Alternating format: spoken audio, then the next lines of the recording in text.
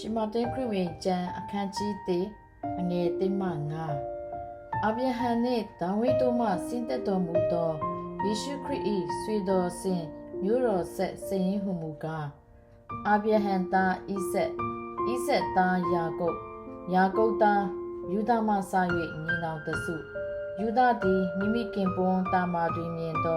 Ta Farene Zara Fareta Hizero Ta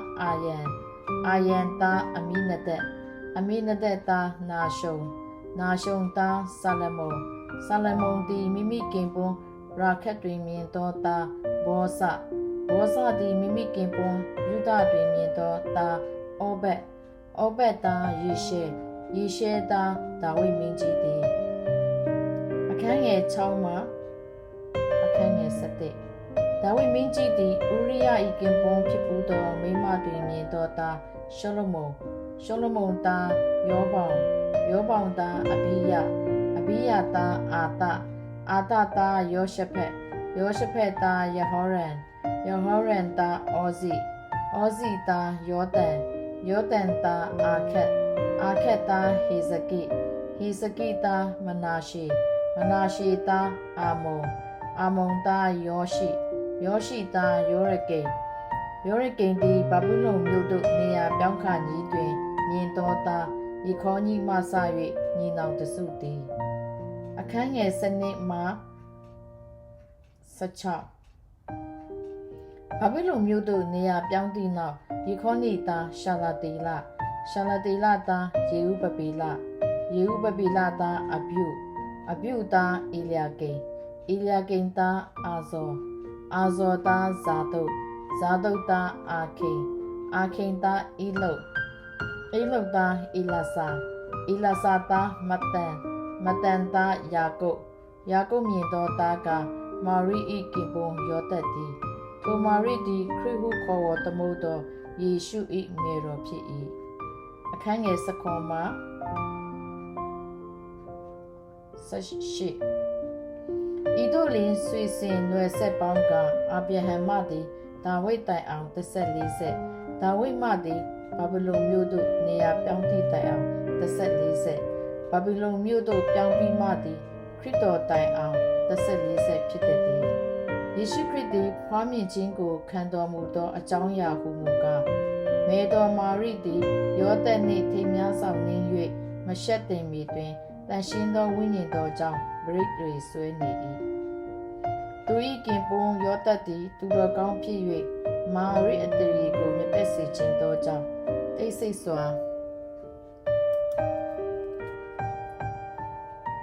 Akanye Sakoma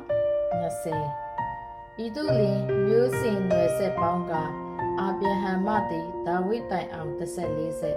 Dawi Madi Babylon Mudo Nia Pianti Tai Ang Teset Lise Babylon Mudo Pianpi Madi Krito Tai Ang Teset Lise Piteti Yeshu Kriti Pwami Jingo Kando Mudo Ajanya Humuga Mero Mari Di Yotani Timya Sao Ning Machete Midwin Dan Shindo Winnie Do Jang Bradry Sweni Tui Kimpon Yotati Tudo Gang Pi Mari Ateri Go Mepesi Chindo Jang They say so as soon pay me who a janshi Toto Jansi Nisin Twin a Mako Miyadima Tawa Pia E Gonket the Madi Tinshawe Tawe a Mu Yotet the Ink Kimbo Marigo Tintin Yami Quinko Musuye Ne Ibradriti Dan Shindo Winnie Do Jang Pi Akanye Nasatima Nasana Taro Jago Pwamin Limi To Dadi Mimi Ludogo Pima ke chumi tu pito jao Yeshu hu do ami pi meya mi hu kong ki tame sui To jao ya mu ka Tawa pya di prophet pi tharo mu do Pya di do piso mi a jao di Pya di do che hu mu ka Jishu lo Do de mi kanya di Bradry sui yu yue Ta yao ja ko kwa mien le dan To ta ko Emmanuel ami pi meya ja le dan hu la de di Emmanuel ne ka Narone to Shido Mudo Piata King who solo the day. Yotati Ibyo Yama Nolin, Tawa Pia E Gauki the man Mati Time Pui, Mimi King Bongo Tintin Lei. Dodo le Ta Ugo Mokwami Die out, Tanwa Tame Pube Nei. ထိုသားကိုလည်းယေရှုဟုတော်အမည်ဖြင့်မှတ်လေ၏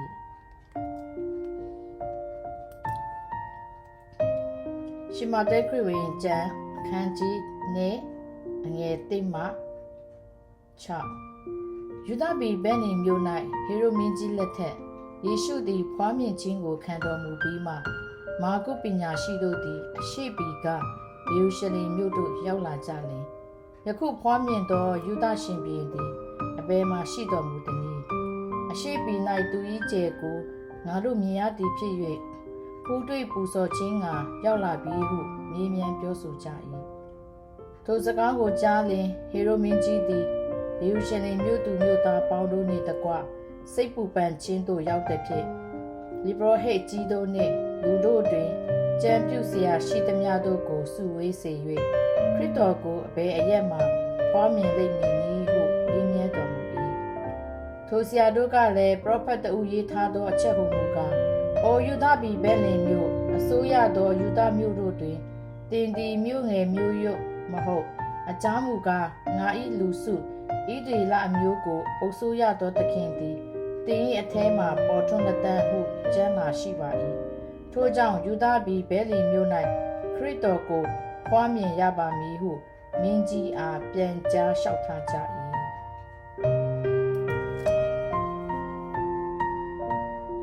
အခန်းငယ်9မှ10ထိုအခါဟေရိုမင်းကြီးသည်မာကုပညာရှိတို့ကိုမထင်မရှားခေါ်၍ကျဲပေါ်ထွန်းသောချိန်ကာလကိုစစ်ဆက်မြည်မြန်းပြီးမှ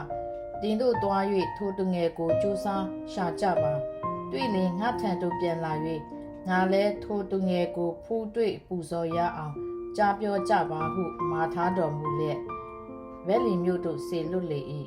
ထိုသူတို့သည်မင်းကြီးစကားကိုနာခံပြီးလင်ထွက်သွားကြ၍အရှိပီ၌မြင်ရသောကျဲသည်သူတို့ရှိကသွားသဖြင့်သူငယ်တော်ရှိရာအရက်ပေါ်သို့ရောက်၍တည်လျက်နေ၏ထိုကျဲကိုမြင်ပြန်သောအခါအလွန်ဝမ်းမြောက်ဝမ်းသာခြင်းရှိ၍အိမ်သို့ဝင်လေသောမေရောမာရိနှင့်တကွသူငယ်တော်ကိုတွေ့မြင်လင်ပြက်ဝတ်ကိုကွယ်၍မိမိတို့ဗန္နာဥစ္စာတို့ကိုဖွင့်ပြီးမှလောဘန်နှင့်မူရန်တီဟုသောနတ်သားမျိုးကို၎င်းရွှေကို၎င်းစက္ကပ်ပူဇော်ကြ၏နောက်မှဟေရိုမင်းကြီးထံသို့မပြန်ရမည်အကြောင်းအိမ်မက်တွင်ဗျာဒိတ်တော်ကိုရ၍မိမိတို့ပြည်သို့အခြားသောလမ်းဖြင့်ပြန်သွားကြ၏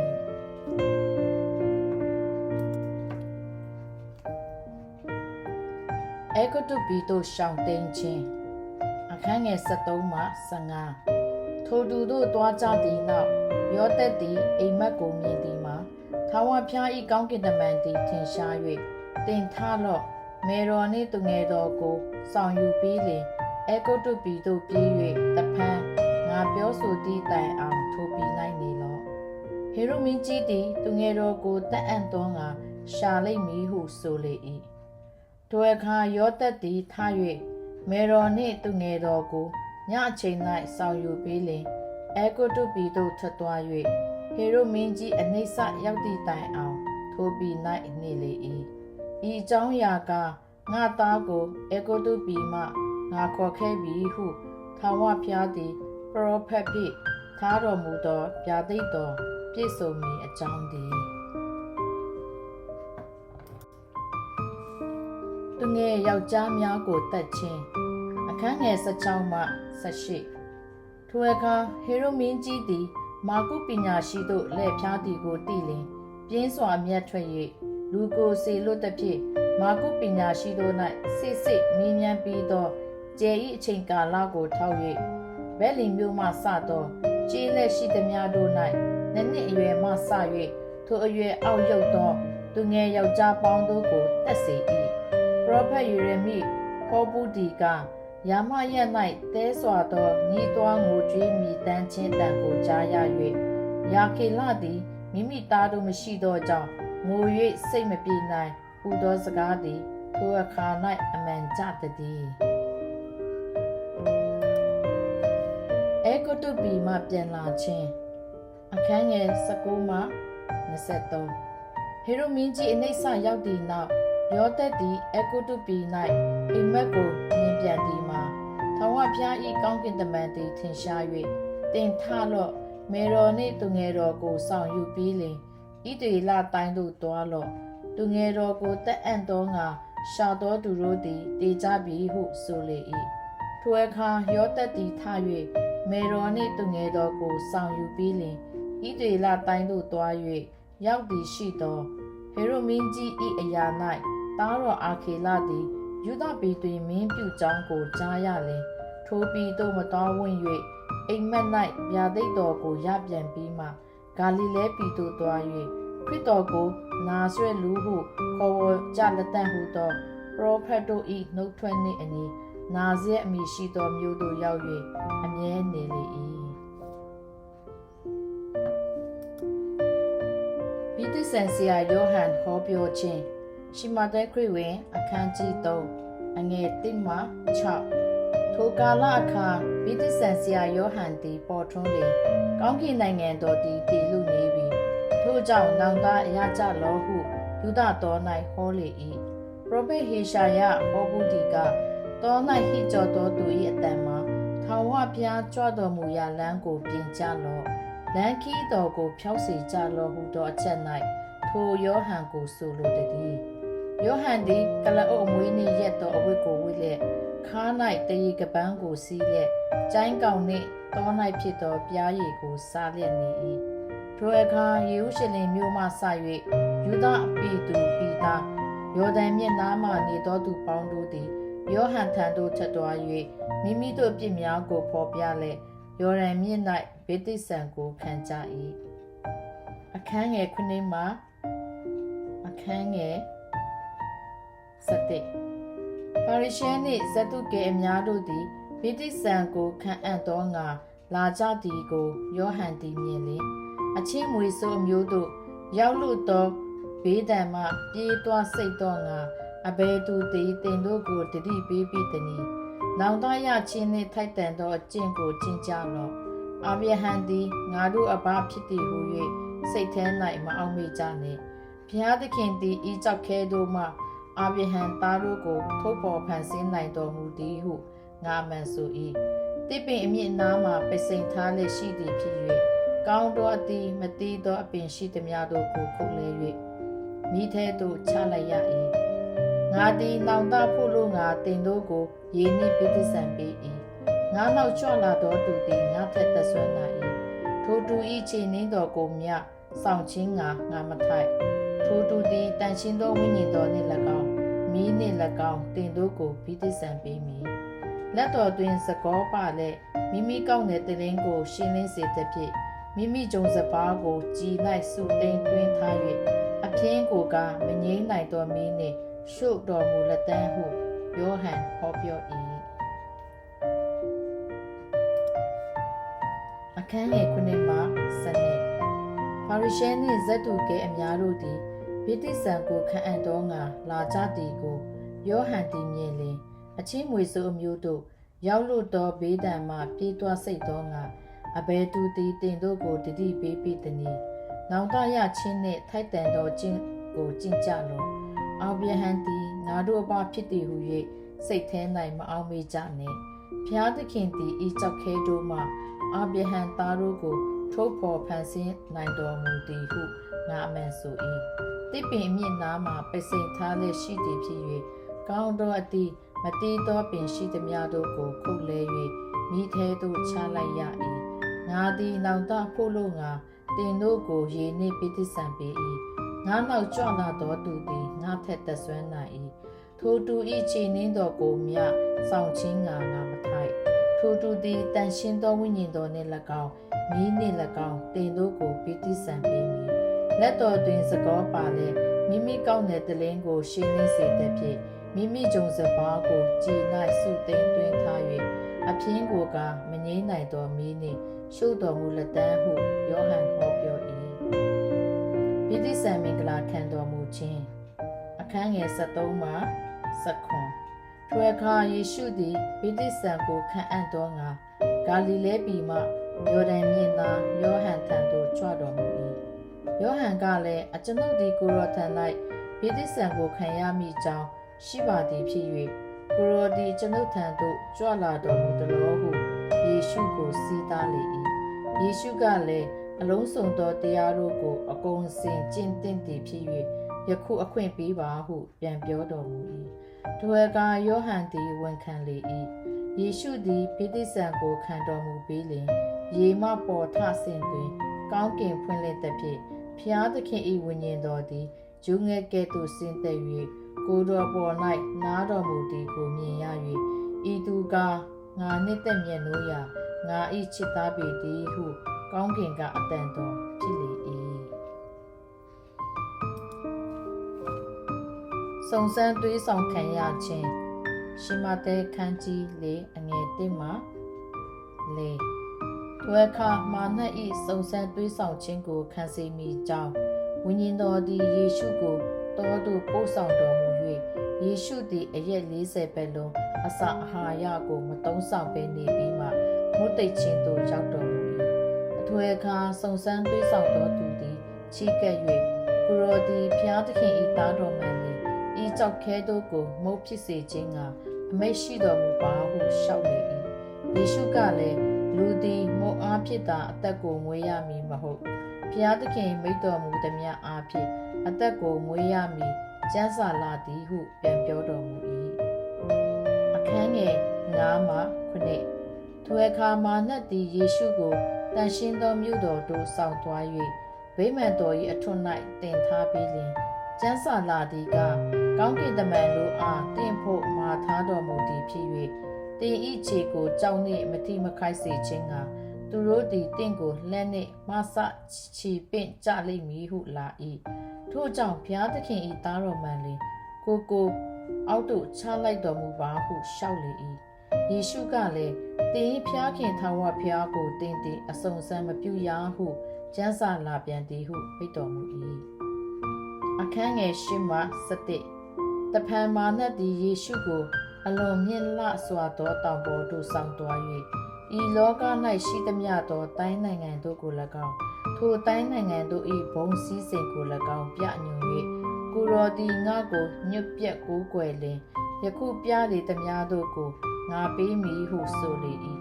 ယေရှုကလည်းအချင်းစာတန်ငါနောက်သို့ဆုတ်လော့သင်၏ဖျားခင်ထာဝရဘုရားကိုကိုးကွယ်ရမည်ထိုဖျားသခင်ကိုသာဝတ်ပြုရမည်ကျမ်းစာလာသည်ဟုမိန့်တော်မူ၏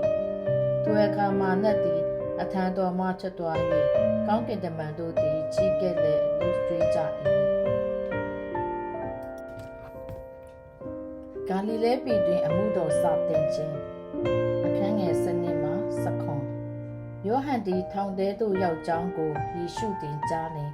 ဂါလိလဲပြည်သို့ကြွတော်မူ၍နာဇရက်မြို့ကိုစွန့်သွားလျက်ဇာဗုလုန်ခရိုင်နဿလိခရိုင်ဆက်ကြားတွင်အိုင်နှင့်ညီးဆက်သောကပရေနောင်မြို့သို့ရောက်၍နေတော်မူ၏ဤကြောင့်ရာကပရောဖက်ဟေရှာယ၏နှုတ်ထွက်ပြည့်စုံမည်အကြောင်းသည်နှုတ်ထွက်ချက်ဟုမူကားဇာဗုလုန်ခရိုင်နှင့်နဿလိခရိုင်တည်းဟူသောအိုင်နာလျှောက်သောလမ်းယော်ဒန်မြစ်တစ်ဖက်တပါးမျိုးသားနေရာဂါလိလဲပြည်မောင်မိုက်ထဲမှရှိနေသောလူများတို့သည်ကြီးစွာသောအလင်းကိုမြင်ရ၍တေမင်း၏နိုင်ငံအရက်တွင်ရှိနေသောသူတို့၌အလင်းပေါ်ထွန်းလက်ရှိ၏ဟုဟောထားသည်ထိုအခါမှစ၍ယေရှုကနောင်တရောက်ကြလော့ကောင်းကင်နိုင်ငံတော်သည်ဒီလူနီးပြီဟုသောတရားကိုဟောစပြုတော်မူ၏တန်ဃာသည်၄ယောက်ကိုခေါ်ခြင်းအခန်းငယ်18မှ20ဂါလိလဲအိုင်နာမှကြွတော်မူစဉ်ပေကျူဟူ၍ခေါ်ဝေါ်သောရှိမုန်နှင့်အင်္ဂရေညီကိုနှစ်ယောက်တို့သည်တန်ဃာဖြစ်၍အိုင်တွင်ပိုက်ကွန်ဖြန့်ချသည်ကိုမြင်တော်မူလျှင်ထိုသူတို့အားငါနောက်သို့လိုက်ကြလော့သင်တို့သည်လူကိုများသောတန်ဃာဖြစ်စေခြင်းကငါပြုမည်ဟုအမိန့်တော်ရှိလေသောထိုသူတို့သည်ချက်ချင်းပိုက်ကွန်ကိုစွန့်ပြင်း၍နောက်တော်သို့လိုက်ကြ၏ထိုမှလွန်ပြန်လျှင်အခြားသောညီကိုနှစ်ယောက်ဇေဘေဒဲ၏သားယာကုပ်နှင့်ယောဟန်တို့သည်သူတို့အဖနှင့်အတူလေပေါ်မှပိုက်ကွန်ပြင်းနေသည်ကိုမြင်၍ခေါ်တော်မူ၏ထိုသူတို့သည်လည်းချက်ချင်းအဖနှင့်လေကိုစွန့်ပြစ်၍နောက်တော်သို့လိုက်ကြ၏လူထုကြီးကိုဟောပြောခြင်းအခန်းငယ်23မှ25ယေရှုသည်တရားစရပ်တို့၌ဆုံးမဩဝါဒပေးလျက်နိုင်ငံတော်နှင့်ရှင်သောအင်္ဂလိပ်တရား ရားကိုဟောလေလူတို့တွင်အနာရောဂါအမျိုးမျိုးတို့ကိုငြိမ်းစေလေဂါလိလဲပြည်တပြည်လုံးကိုဒီတဆိလဲ့လေတော်မူ၏တည်င်းတော်သည်လည်းရှုရိပြည်၌အနှံ့ပြာကျော်စောသည်ဖြစ်၍နှဝင်တော်သူဝယူဆွဲတော်သူလက်ချေတည်တော်သူမှစသောအထုထုအပြပြသောအနာရောဂါဆွဲ၍မကျဲမမာတော်သူရှိသမျှတို့ကိုအထံတော်သို့ဆောင်ခဲ့ကြ၍သူတို့၏အနာရောဂါကိုငြိမ်းစေတော်မူ၏ဂါလိလဲပြည်ဒေကောပေါလိပြည်ယေရုရှလင်မြို့မှစသောယူဒပြည်ယော်ဒန်မြစ်တစ်ဖက်မှလာသောလူများပေါင်းတို့သည်နောက်တော်သို့လိုက်ကြ၏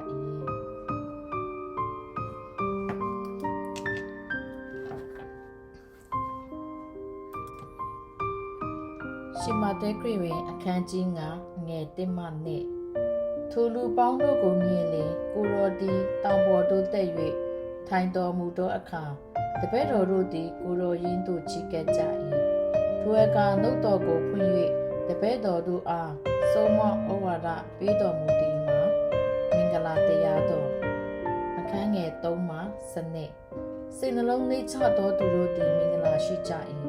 အကြောင်းမူကားကောင်းကင်နိုင်ငံတော်သည်ထိုသူတို့၏နိုင်ငံဖြစ်၏စိတ်မသာညှိတွားသောသူတို့သည်မင်္ဂလာရှိကြ၏အကြောင်းမူကားထိုသူတို့သည်သက်သာခြင်းသို့ရောက်ကြလက်တံစိတ်နှူးညံ့တိမ်မွေ့သောသူတို့သည်မင်္ဂလာရှိကြ၏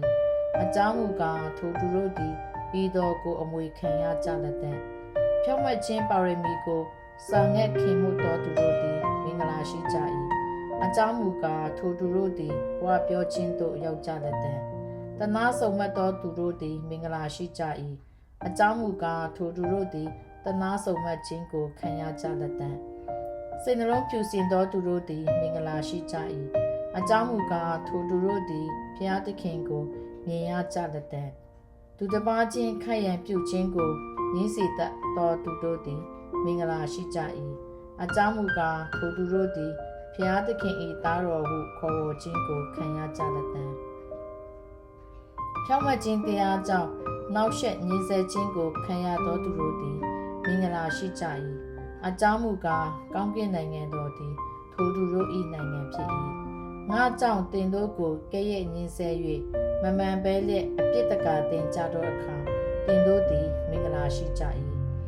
ဝမ်းမြောက်ရွှင်မြူးခြင်းရှိကြလောအကြောင်းမူကားကောင်းကင်ဘုံ၌တင်တို့၏ကြိုးသည်ကြီးလာပေ၏တင်တို့ရှိကပေါ်ထွန်းသောပရောဖက်တို့ကိုထိုနည်းသူညင်းဆဲကြပြီစားနှင့်အလင်းအခန်းငယ်73မှ16တင်တို့သည်ဤလောက၏စားဖြစ်ကြ၏စားမှုကားအငံကင်းပြောက်လင်ငံတော်ရတာကိုအဘယ်သို့ရပြန်မည်နည်း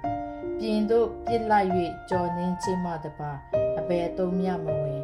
တင်တို့သည်ဤလောက၏အလင်းဖြစ်ကြ၏တောင်ထိပ်၌တည်သောမြို့ကိုမကွယ်နိုင်စီမီထွန်း၍တောင်စလားအောက်၌ဖုံးထားလေးမရှိအိမ်သူအိမ်သားပေါင်းတို့သည်အလင်းကိုရစေခြင်းကစီမီခုံပေါ်မှတင်ထားလေးရှိ၏ထိုနည်းသူတစ်ပါးတို့သည်တင်တို့၏ကောင်းသောအကျင့်ကိုမြင်၍ကောင်းကင်ဘုံ၌ရှိတော်မူသောတင်တို့အဖ၏ဂုဏ်တော်ကိုချီးမွမ်းစေခြင်းကသူတစ်ပါးရှိ၌တင်တို့အလင်းကိုလင်းစေကြလော့ပညတ်တော်နှင့်ပရောဖက်များအခန်းငယ်19မှ20ပညတ်တိကျမ်းအနာဂတိကျမ်းများကိုဖျက်ပယ်ခြင်းကငါလာသည်ဟုမထင်ကြနှင့်ဖျက်ပယ်ခြင်းကငါလာသည်မဟုတ်ပြည့်စုံစေခြင်းကငါလာသည်ငါမှန်ဆိုသည်ကကောင်းကင်နှင့်မြေကြီးမပျက်စီးမီတိုင်အောင်ပညတ်တိကျမ်း၌အငယ်ဆုံးသောစာလုံးဝိနုတစ်လုံးမြပြည့်စုံခြင်းသို့မရောက်မီမပျက်စီးရထို့ကြောင့်အကျဉ်သူသည်အငယ်ဆုံးသောပညတ်တစ်ခုကိုကိုယ်တိုင်လွန်ကျွန်း၍သူတစ်ပါးတို့အားလည်းထို့သူတွင်တင်၏ထိုသူသည်ကောင်းကင်နိုင်ငံတော်၌အငယ်ဆုံးသောသူဖြစ်လိမ့်မည်အကျဉ်သူသည်ကိုယ်တိုင်ကျင့်၍သူတစ်ပါးတို့အားလည်းတွင်တင်၏ထိုသူသည်ကောင်းကင်နိုင်ငံတော်၌ကြီးသောသူဖြစ်လိမ့်မည်တင်တို့ကျင့်သောအကျင့်သည်ဖာရိရှဲတို့နှင့်ကျမ်းပြုဆရာတို့ကျင့်သောအကျင့်သည်မလွန်မသာလျှင်တင်တို့သည်ကောင်းကင်နိုင်ငံတော်သို့မဝင်ရကြဟုငါမှန်ဆို၏အမျက်တော်တအခန်းငယ်21မှ26လူတက်ကိုမတည့်ရတတ်တော်သူသည်ယုံ၌အပြစ်စီရင်ခြင်းကိုခံထိုက်ပြီ၏ဟုသော ရှေးပညတ်စကားကိုတင်လို့ကြားရပြီငါပညတ်ဒီကညီအကိုကိုအထောက်မတန်အမျက်ထွက်တော်သူသည်ယုံ၌အပြစ်စီရင်ခြင်းကိုခံထိုက်ပေ၏ညီအကိုကိုကဲ့ရဲ့တော်သူသည်လွတ်တော်၌အပြစ်စီရင်ခြင်းကိုခံထိုက်ပေ၏ညီအကိုကိုကျင့်ဆဲတော်သူသည်ဂေဟနာအရ၌မိရှုခြင်းကိုခံထိုက်ပေ၏ထို့ကြောင့်တင်သည်ပူဇော်တကားကိုရစ်ပလင်သို့ဆောင်ယူခဲ့လျက်တင်၏ညီအကိုသည်တင်၌အပြစ်တင်ခွင့်တစုံတခုရှိသည်ဟုအောက်မေ့တည်ရလင်ရစ်ပလင်ရှိမှပူဇော်တကားကိုထား၍တွားလော့ညီအကိုနှင့်တင့်ပြီးမှပြန်၍ပူဇော်တကားကိုတင်လော့တရားတွေ့ဖက်နှင့်အတူလမ်း၌တွားဆင်တွင်ပင်သူ၏စိတ်ကိုပြေစေခြင်းကအလင်းအမြင်ပြုလော့သို့မဟုတ်တရားတွေ့ဖက်သည်တရားသူကြီး၌အပ်မည်တရားသူကြီးသည်လည်းလူလင်ကောင်း၌အပ်၍ထောင်ထဲ၌လောင်ထားမည်လျော်ပိငွေရှိသည်များကိုမလျော်မီတိုင်အောင်ထောင်ထဲကမထွက်ရဟုငါမှန်ဆို၏သူမယားကိုပြစ်မှားခြင်းကံငယ်29မှာ30သူမယားကိုမပြစ်မှားရဟုသောရှေးပညတ်စကားကိုတင်လို့ကြားရပြီငါပညတ်ဒီကကိလေသာစိတ်နှင့်သူမယားကိုကြည့်ရှုသောသူသည်စိတ်နှလုံးထဲ၌ထိုမိန်းမနှင့်ပြစ်မှားပြီထို့ကြောင့်လက်ရမျက်စိဖြစ်တော်လေတင့်ကိုမာယွန်းစေလေထိုမျက်စိကိုထုတ်ပြလော့တကိုယ်လုံးငရဲသို့ချခြင်းကိုခံရသည်တဲ့အင်္ဂါတစ်ခုပြတ်တော်တာ၍ကောင်း၏ထိုနည်းသူလက်ရလက်ဖြစ်တော်လေတင့်ကိုမာယွန်းစေလေထိုလက်ကိုဖြတ်ပြလော့တကိုယ်လုံးငရဲသို့ချခြင်းကိုခံရသည်တဲ့အင်္ဂါတစ်ခုသာပြတ်တော်တာ၍ကောင်း၏မယားနှင့်ကွာလိုသူအခန်းငယ်31မှာ30တဖန်တုံမယားနှင့်ကွာလိုလင်ဖြက်စာကိုအပ်ပေးစေဟုသောပညတ်စကားရှိပြီငါပညတ်ဒီကမာယွင်ချင်းကြောင်းမှတပါအခြားသောအကြောင်းဖြင့်မိမိမယားနှင့်ကွာသောသူသည်မိမိမယားကိုမာယွင်စေ၏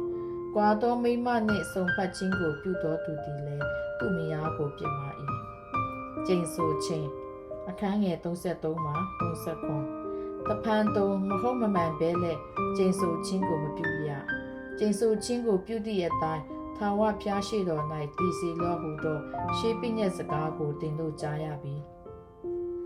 ငါပညတ်ဒီကကျိန်ဆိုခြင်းကိုအလင်းမပြုရကောင်းကင်ဘုံကိုတိုင်တည်၍မကျိန်ရကောင်းကင်ဘုံကဘုရားသခင်၏ပင်လင်တော်ဖြစ်သည်မြေကြီးကိုတိုင်တည်၍မကျိန်ရမြေကြီးကဘုရားသခင်၏ခြေတော်တင်ရာခုံဖြစ်သည်ယေရုရှလင်မြို့ကိုတိုင်တည်၍မကျိန်ရမဟာမင်းကြီး၏မြို့တော်ဖြစ်သည်စံချင်းတပင်ကိုမြဖြူစေခြင်းမဲစေခြင်းကမတတ်နိုင်တော့ကိုဦးကောင်းကိုတိုင်တည်၍မကျိန်ရတင်း၏စကားမှာဟုတ်တီကိုအဟုတ်မဟုတ်တီကိုမဟုတ်ဖြစ်စေလော့ဤထက်လွန်သောစကားသည်မကောင်းသောအရာနှင့်ဆက်ဆိုင်ပေ၏ရန်တုတ်ပြန်ခြင်းအခန်းငယ်38မှ42သူမျက်စိကိုဖြက်လင်ကိုမျက်စိဖြက်ခြင်းကိုခံစေသူ့သွားကိုချိုးလင်ကိုသွားချိုးခြင်းကိုခံစေဟုသောပညတ်စကားကိုတင်တို့ကြားရပြီငါပညတ်ဒီကနောက်ဆက်သောသူကိုမစီမသားနှင့်တင်ဤပါတစ်ဖက်ကိုသူတပားပုတ်လင်ပါတစ်ဖက်ကိုလှဲ့၍ပေးအောင်လော့တိအင်ကြီးကိုယူလို၍တရားတွေ့သောသူအားတိဝိလုံကိုလည်းယူစေခြင်းကအခွင့်ပေးအောင်လော့အကျဉ်သူသည်တင့်ကိုအနိုင်ပြု၍ခီးတတိုင်သွားစေ၏ထိုသူနှင့်တကွနှစ်တိုင်သွားအောင်လော့တောင်းသောသူအားပေးလော့ချင်းငါလိုသောသူကိုလည်းမငင်းမပယ်နှင့်ရန်သူကိုချစ်ခြင်းအခန်းငယ်43မှာ48ကိုနှင့်ဆက်ဆိုင်သောသူကိုချစ်လော့ရန်သူကိုမုန်းတော့ဟုသောပညတ်စကားကိုတင်လို့ကြားရပြီငါပညတ်ဒီကတင်တို့သည်ကောင်းကင်ဘုံ၌ရှိတော်မူသောတင်တို့အဖ၏သားဖြစ်လိုသောငါတင်တို့၏ရန်သူတို့ကိုချစ်ကြလော့တင်တို့ကိုငြင်းဆဲသောသူတို့အားမေတ္တာပို့ကြလော့တင်တို့ကိုမုန်းသောသူတို့အားကျေးဇူးပြုကြလော့ရန်တုတ်ပြန်ခြင်းအခန်းငယ်38မှ41သူမျက်စိကိုဖြတ်လင်ကိုမျက်စိဖြတ်ခြင်းကိုခံစေသူသွားကိုချိုးလင်ကိုသွားချိုးခြင်းကိုခံစေဟုသောပညတ်စကားကိုတင်လို့ကြားရပြီငါပညတ်ဒီကနောက်ဆက်သောသူကိုမစီမသားနှင့်တင်ဤပါတစ်ဖက်ကိုသူတပားပုတ်လင်ပါတစ်ဖက်ကိုလှဲ့၍ပေးအောင်လော့တ တိအင်ကြီးကိုယူလို၍တရားတွေ့သောသူအားတိဝိလုံကိုလည်းယူစေခြင်းကအခွင့်ပေးအောင်လောအကျဉ်သူသည်တင့်ကိုအနိုင်ပြု၍ခီးတတိုင်သွားစေ၏ထိုသူနှင့်တကွနှစ်တိုင်သွားအောင်လောတောင်းသောသူအားပေးလောချိန်ငါလိုသောသူကိုလည်းမငင်းမပယ်နှင့်ရန်သူကိုချစ်ခြင်းအခန်းငယ်43မှ48ကိုနှင့်ဆက်ဆိုင်သောသူကိုချစ်လောရန်သူကိုမုန်းတော့ဟုသောပညတ်စကားကိုတင်တို့ကြားရပြီငါပညတ်ဒီကတင်တို့သည်ကောင်းကင်ဘုံ၌ရှိတော်မူသောတင်တို့အဘ၏သားဖြစ်လိုသောငါတင်တို့၏ရန်သူတို့ကိုချစ်ကြလောတင်တို့ကိုကျိန်ဆဲသောသူတို့အားမေတ္တာပို့ကြလောတင်တို့ကိုမုန်းသောသူတို့အားကျေးဇူးပြုကြလောတင်တို့ကိုနောက်ရှက်ညှင်းဆဲသောသူတို့အဖို့ဘုရားသခင်ကိုဆုတောင်းကြလောအကြောင်းမူကားကောင်းကင်ဘုံ၌ရှိတော်မူသောတင်တို့အဘသည်ကောင်းသောသူမကောင်းသောသူတို့ပေါ်၌ကိုယ်တော်၏နေကိုထွက်စေတော်မူ၏ဖြောင့်မတ်သောသူမဖြောင့်မတ်သောသူတို့အပေါ်၌မိုးကိုရွာစေတော်မူ၏တင်တို့ကိုချစ်သောသူတို့အားသာချစ်တို့ပြုလင်အဘယ်ကျေးဇူးတင်သည်အခွန်ခံသူတို့ပင်ဤများလောက်ပြုကြသည်မဟုတ်လောအဆွေမျိုးတို့အားသာလောကဝတ်ပြုလင်အဘယ်သို့ထူးမြတ်သည်သာသနာပလူတို့ပင်ထို့သူပြုကြသည်မဟုတ်လောထို့ကြောင့်ကောင်းကင်ဘုံ၌ရှိတော်မူသောတင်တို့အဘသည်စုံလင်တော်မူသည်နည်းသူတင်တို့သည်လည်းစုံလင်ခြင်းရှိကြလော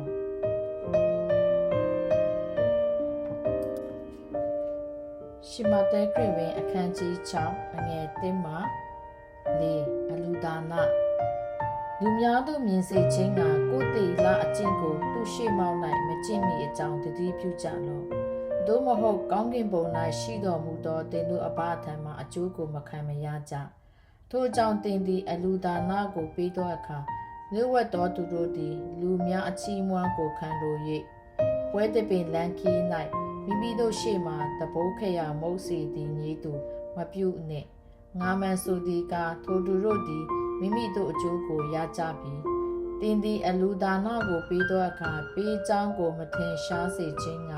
လက်ရလက်ပြုသည့်အမှုကိုလက်ဝဲလက်မြမသိစေနှင့်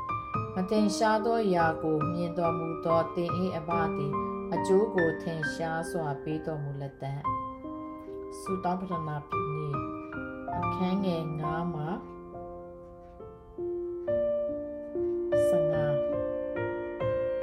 တင်သည်သုတောပတနာပြုသောအခါမြဝတ်သောသူတို့ညီသူမပြုနှင့်ထိုသူတို့သည်လူများတို့ရှေ့မှထင်ရှားစေခြင်းကပွဲတပင်လန်းစုံလန်းဝါတို့၌ရက်လက်ဆုတောင်းခြင်းကအလိုရှိကြ၏ငါမှန်ဆိုသည်ကထိုသူတို့သည်မိမိတို့အကျိုးကိုခံရကြ၏တင်သည်ဆုတောင်းသောအခါစိတ်ငြိမ်ရာအခန်းသို့ဝင်၍တကားကိုပိတ်ပြီးမှမထင်ရှားသောအရ၌ရှိတော်မူသောတင်၏အဘကိုဆုတောင်းလော့မထင်ရှားသောအရာကိုမြင်တော်မူသောတင်၏အဘသည်အကျိုးကိုထင်ရှားစွာပေးတော်မူလက်တံတင်တို့သည်ဆုတောင်းသောအခါတာတနာပလူကြီးသူအချီးငီးသောစကားဖြင့်အထက်ထက်မမွကြနှင့်ထိုသူတို့သည်များစွာသောစကားအားဖြင့်မိမိတို့အလိုပြည့်စုံမည်ဟုထင်မှတ်ကြ၏ထိုသူတို့ညီသူမပြုကြနှင့်အကြောင်းမူကားတင်တို့လိုရှိသမျှတို့ကိုတင်တို့မတောင်းမီတင်တို့အပသိတော်မူ၏ထို့ကြောင့်တင်တို့ဆုတောင်းရမည်မှာကောင်းကင်ဘုံ၌ရှိတော်မူသောကျွန်ုပ်တို့ပါကိုရောဤနာမတော်အားယူတည်လေးမြတ်ခြင်းရှိပါစေသောနိုင်ငံတော်တည်တောင်ပါစေသောအလိုတော်ဒီကောင်းကင်ဘုံ၌ပြည့်စုံတဲ့ကဲ့သို့မြေကြီးပေါ်မှာပြည့်စုံပါစေသောအသက်မွေးလောက်သောအစာကိုအကျွန်ုပ်တို့အားယနေ့ပေးသနာတော်မူပါသူတစ်ပါးသည်အကျွန်ုပ်တို့ကိုပြစ်မှားသောအပြစ်များကိုအကျွန်ုပ်တို့သည်လွတ်တဲ့ကဲ့သို့အကျွန်ုပ်တို့၏ပြစ်များကိုလွတ်တော်မူပါအပြစ်သွေးဆောင်ရာသို့မလိုက်မပါစေဘဲမကောင်းသောအမှုရာမှလည်းကယ်နှုတ်တော်မူပါအစိုးပိုင်သောခွင့်နှင့်ဘုန်းတကူအာနုဘော်သည်ကဘာဆက်ဆက်ကိုရော၌ရှိပါ၏အာမင်ဟုဆုတောင်းကြလော့တင်တို့သည်သူတစ်ပါးတို့၏အပြစ်ကိုလွတ်လင်ကောင်းကင်ဘုံ၌ရှိတော်မူသောတင်တို့အပါသည်တင်တို့၏အပြစ်ကိုလွတ်တော်မူမည်တင်တို့သည်သူတစ်ပါးတို့၏အပြစ်ကိုမလွတ်လင်တင်တို့အပါသည်တင်တို့၏အပြစ်ကိုလွတ်တော်မူမည်အစာရှောင်ခြင်းအခန်းငယ်16မှာ18တင်တို့သည်အစာရှောင်ခြင်းအကျင့်ကိုကျင့်သောအခါလျှို့ဝှက်သောသူတို့ညီသူမျက်နာညှိုးငယ်ခြင်းမရှိကြနှင့်ထိုသူတို့သည်မိမိတို့အစာရှောင်သည်ကို လူများတို့ရှေ့မှထင်ရှားစေခြင်းကမိမိတို့မျက်နာကိုဖျက်တတ်ကြ၏ငါမန်ဆိုသည်ကထိုသူတို့သည်မိမိတို့အကျိုးကိုခံရကြ၏တင်သည်အစာရှောင်တို့အခါအစာရှောင်သည်ကိုလူများတို့ရှေ့မှမထင်ရှားစေဘဲမထင်ရှားသောအရက်၌ရှိတော်မူသောတင်တို့အပါရှိတော်၌သာထင်ရှားစေခြင်းကခေါင်းကိုလိမ့်ကြံလော့မျက်နာကိုလည်းတစ်လော့မထင်ရှားသောအရာကိုမြင်တော်မူသောတင်တို့အပါသည်အကျိုးကိုထင်ရှားစွာပေးတော်မူလက်တံကောင်းကင်ဘန္နာအခန်းငယ်19မှ21တန်ကြီးပိုးရွဖြက်စီး၍တခိုးထွင်ဖောက်ခိုးယူရာမြေကြီးပေါ်မှာဘန္နာကိုမစီးပူကြနှင့်တန်ကြီးပိုးရွမဖြက်စီး၍တခိုးမထွင်မဖောက်မခိုးမယူရာကောင်းကင်ပုံ၌ဘန္နာကိုစီးပူကြလောအကြောင်းမူကားအကျင့်ရက်၌တင်တို့၏ဘန္နာရှိ၏ထိုအရက်တို့တင်တို့၏စိတ်နှလုံးရောက်တတ်၏ကိုဤစီမီအခန်းငယ်22မှ23မျက်စိကကိုဤစီမီဖြစ်၏တို့ကြောင့်မျက်စိကြည်လင်သည်တကိုယ်လုံးလင်းလိမ့်မည်မျက်စိမေးရှက်လင်တကိုယ်လုံးမိုက်လိမ့်မည်တင်ဤအလင်းတော်ကမောင်မိုက်ဖြစ်လင်ထိုအမိုက်သည်အလုံးမိုက်စွာတကားသခင်နဲ့ဦးအခန်းငယ်24အဘယ်သူမြသခင်နဲ့ဦးအစီကိုမခံနိုင်သခင်တဦးကိုမုန်း၍တဦးကိုချစ်မည်သခင်တဦးကိုမိခို၍တဦးကိုမခံမညာပြုမည်တင်တို့သည်ဖျားသခင်အစီကို၎င်းလောကီစည်းစိမ်အစီကို၎င်းမခံနိုင်ကြမစိုးရင်ကြနှင့်အခန်းငယ်25မှာ34တို့ကြောင့်ငါဆိုသည်က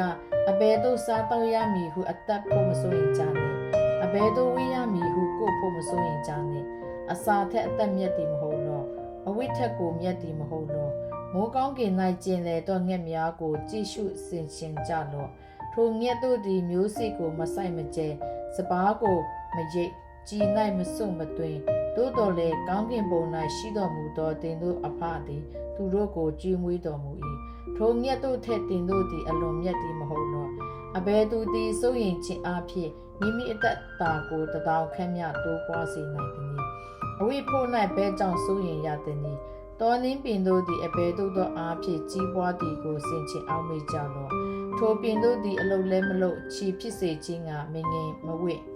သို့တော်လည်းပုံကြီးသောရှောလမုန်မင်းကြီးအဝိသည်ထိုအပင်တပင်များ၏အဝိကိုမမီဟုငါဆို၏ယုံကြည်အားနည်းသောသူတို့ယနေ့အသက်ရှင်လက်နက်ပြန်မိဖို့တဲသို့ရောက်သောတောမြတ်ပင်ကိုဖျားသခင်သည်ထိုသို့သောအဝိနှင့်ဖုံးလွှမ်းတော်မူလင်ထိုမြတ်မကတင်တို့ကိုအဝိနှင့်ဖုံးလွှမ်းတော်မူမည်မဟုတ်လော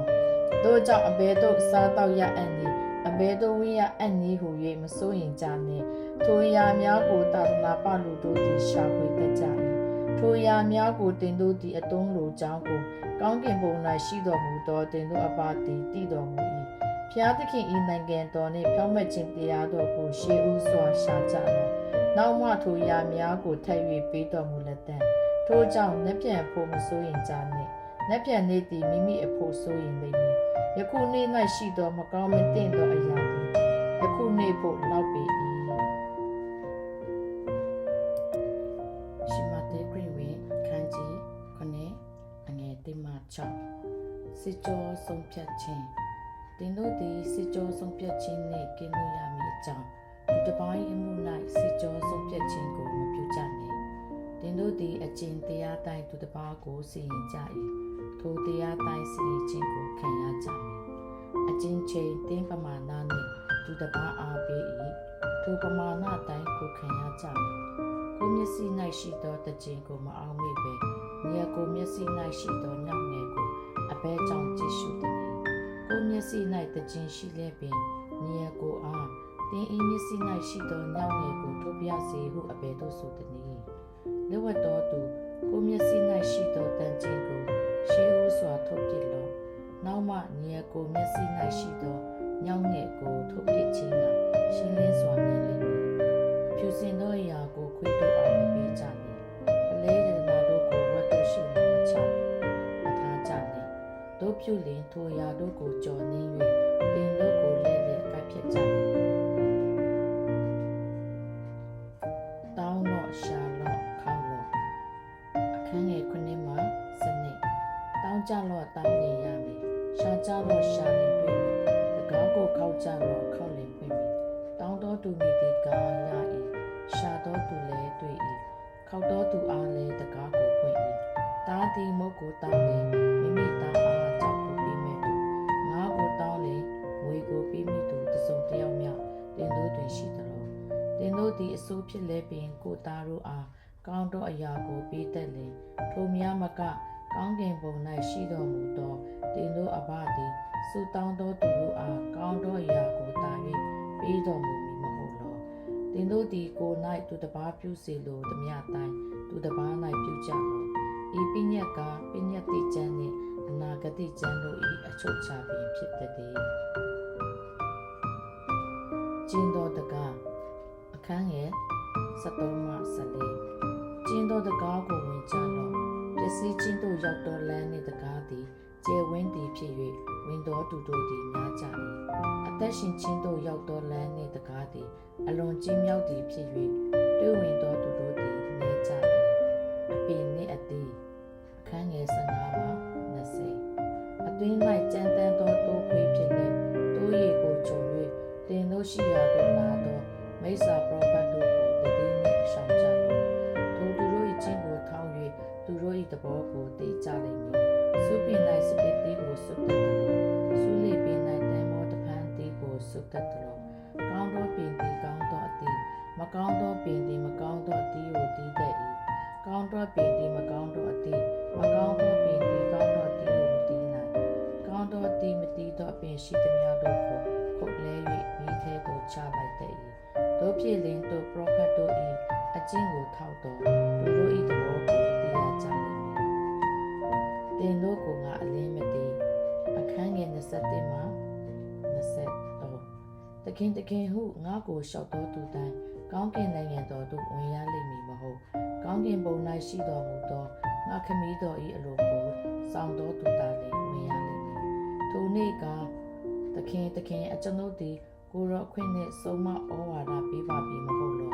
ကိုရောခွင့်နှင့်နှဆိုးတို့ကိုနှင်ထုတ်ပါပြီမဟုတ်လောကိုရောခွင့်နှင့်များစွာသောတကိုးတို့ကိုပြပါပြီမဟုတ်လောဟုအများသောသူတို့သည်ရှောက်ကြလိမ့်မည်သူတို့ရှောက်ကြသောအခါတင်တို့ကိုငါအလင်းမသိအဓမ္မအမှုကိုပြုသောသူတို့ငါထံမှဖယ်ကြားဟုထိုသူတို့အားအသက်အလင်းငါပြောမည်တိဆောက်ခြင်းနှမျိုးအခန်းငယ်24မှ29အကျဉ်သူသည်ငါဟောပြောသောဤစကားကိုကြား၍နားထောင်ထိုသူသည်ကြောက်ပေါ်မှအိပ်ဆောက်သောပညာရှိနေသူကြောင့်ကိုငါပုံပြမည်မိုးရွာ၍ရေစီးသည်နှင့်လေလာ၍ထိုအိမ်ကိုတိုက်သည်ရှိသောကြောက်ပေါ်မှတည်သောကြောင့်မပြိုမလဲနေ၏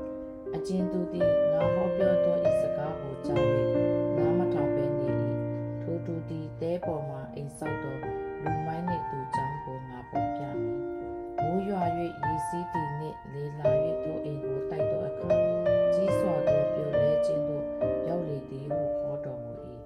ထိုဒေသနာတော်ကိုယေရှုဟောတော်မူသည့်အဆုံး၌ပရိသတ်အပေါင်းတို့သည်ဆုံးမဩဝါဒပေးတော်မူခြင်းကိုအလွန်အံ့ဩကြ၏အကြောင်းမူကားကြံပြုစရာနည်းသူမဟုတ်အစိုးရတော်သူနည်းသူဆုံးမဩဝါဒပေးတော်မူ၏ရှမဿဲခရစ်ဝင်ခန်းကြီးရှင်အငယ်1မှ4နူနာကိုပျောက်ကင်းစေခြင်း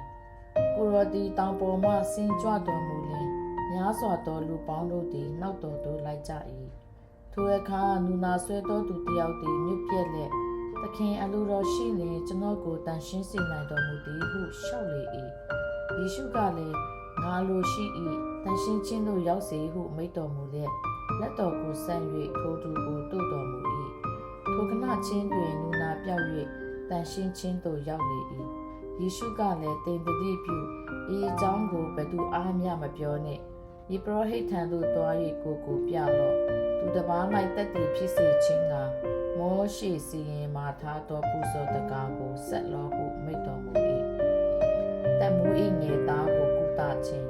အခန်းငယ်9မှ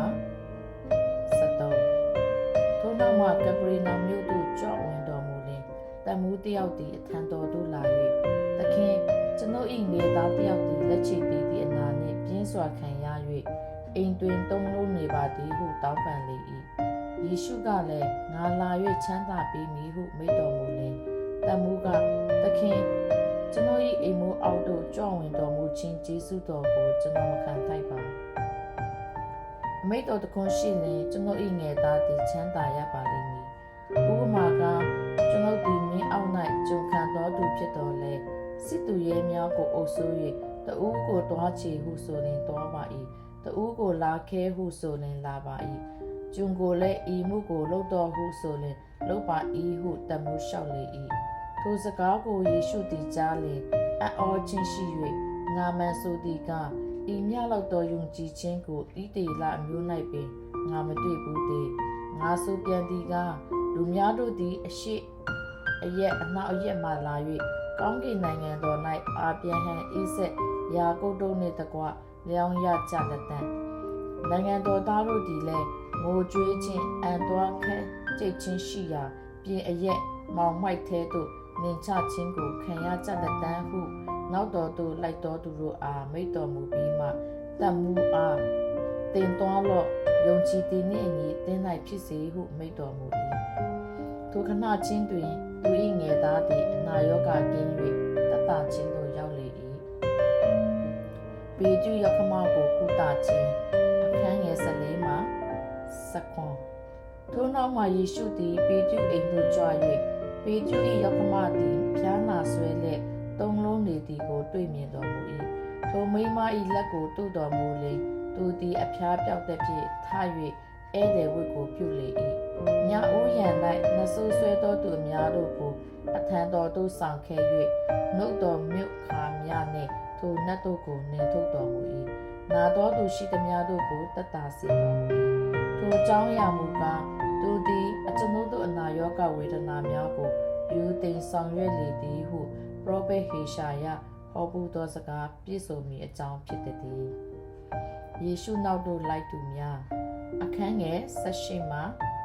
21ညစွာတော်လူပေါင်းတို့သည်ကိုယ်တော်ကိုဝန်းရံတဲ့နေကြသည်ကိုမြင်တော်မူလျှင်ကမ်းတစ်ဖက်သို့ကူးမိကြောင်းမိန့်တော်ရှိ၏ထိုအခါကျမ်းပြုဆရာတယောက်သည်လာ၍အရှင်ဖျားကိုယ်တော်ကြောက်တော်မူရာအရရက်သို့အကျွန်ုပ်လိုက်ပါမည်ဟုလျှောက်လေ၏ယေရှုကလည်းမြေခွေးသည်မြေတွင်းရှိ၏မိုးကောင်းကင်၌ကျင်လေသောငှက်သည်နားနေရာအရက်ရှိ၏လူသားမူကားကောင်းချရာများမရှိဟုမိန့်တော်မူ၏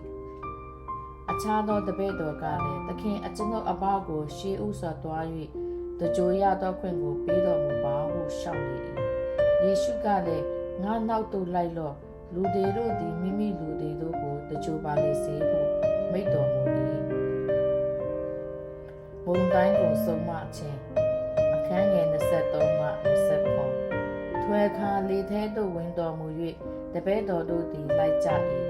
အိုင်၌လိုင်းတပိုးပြင်းစွာထား၍လေကိုလွှမ်းလေ၏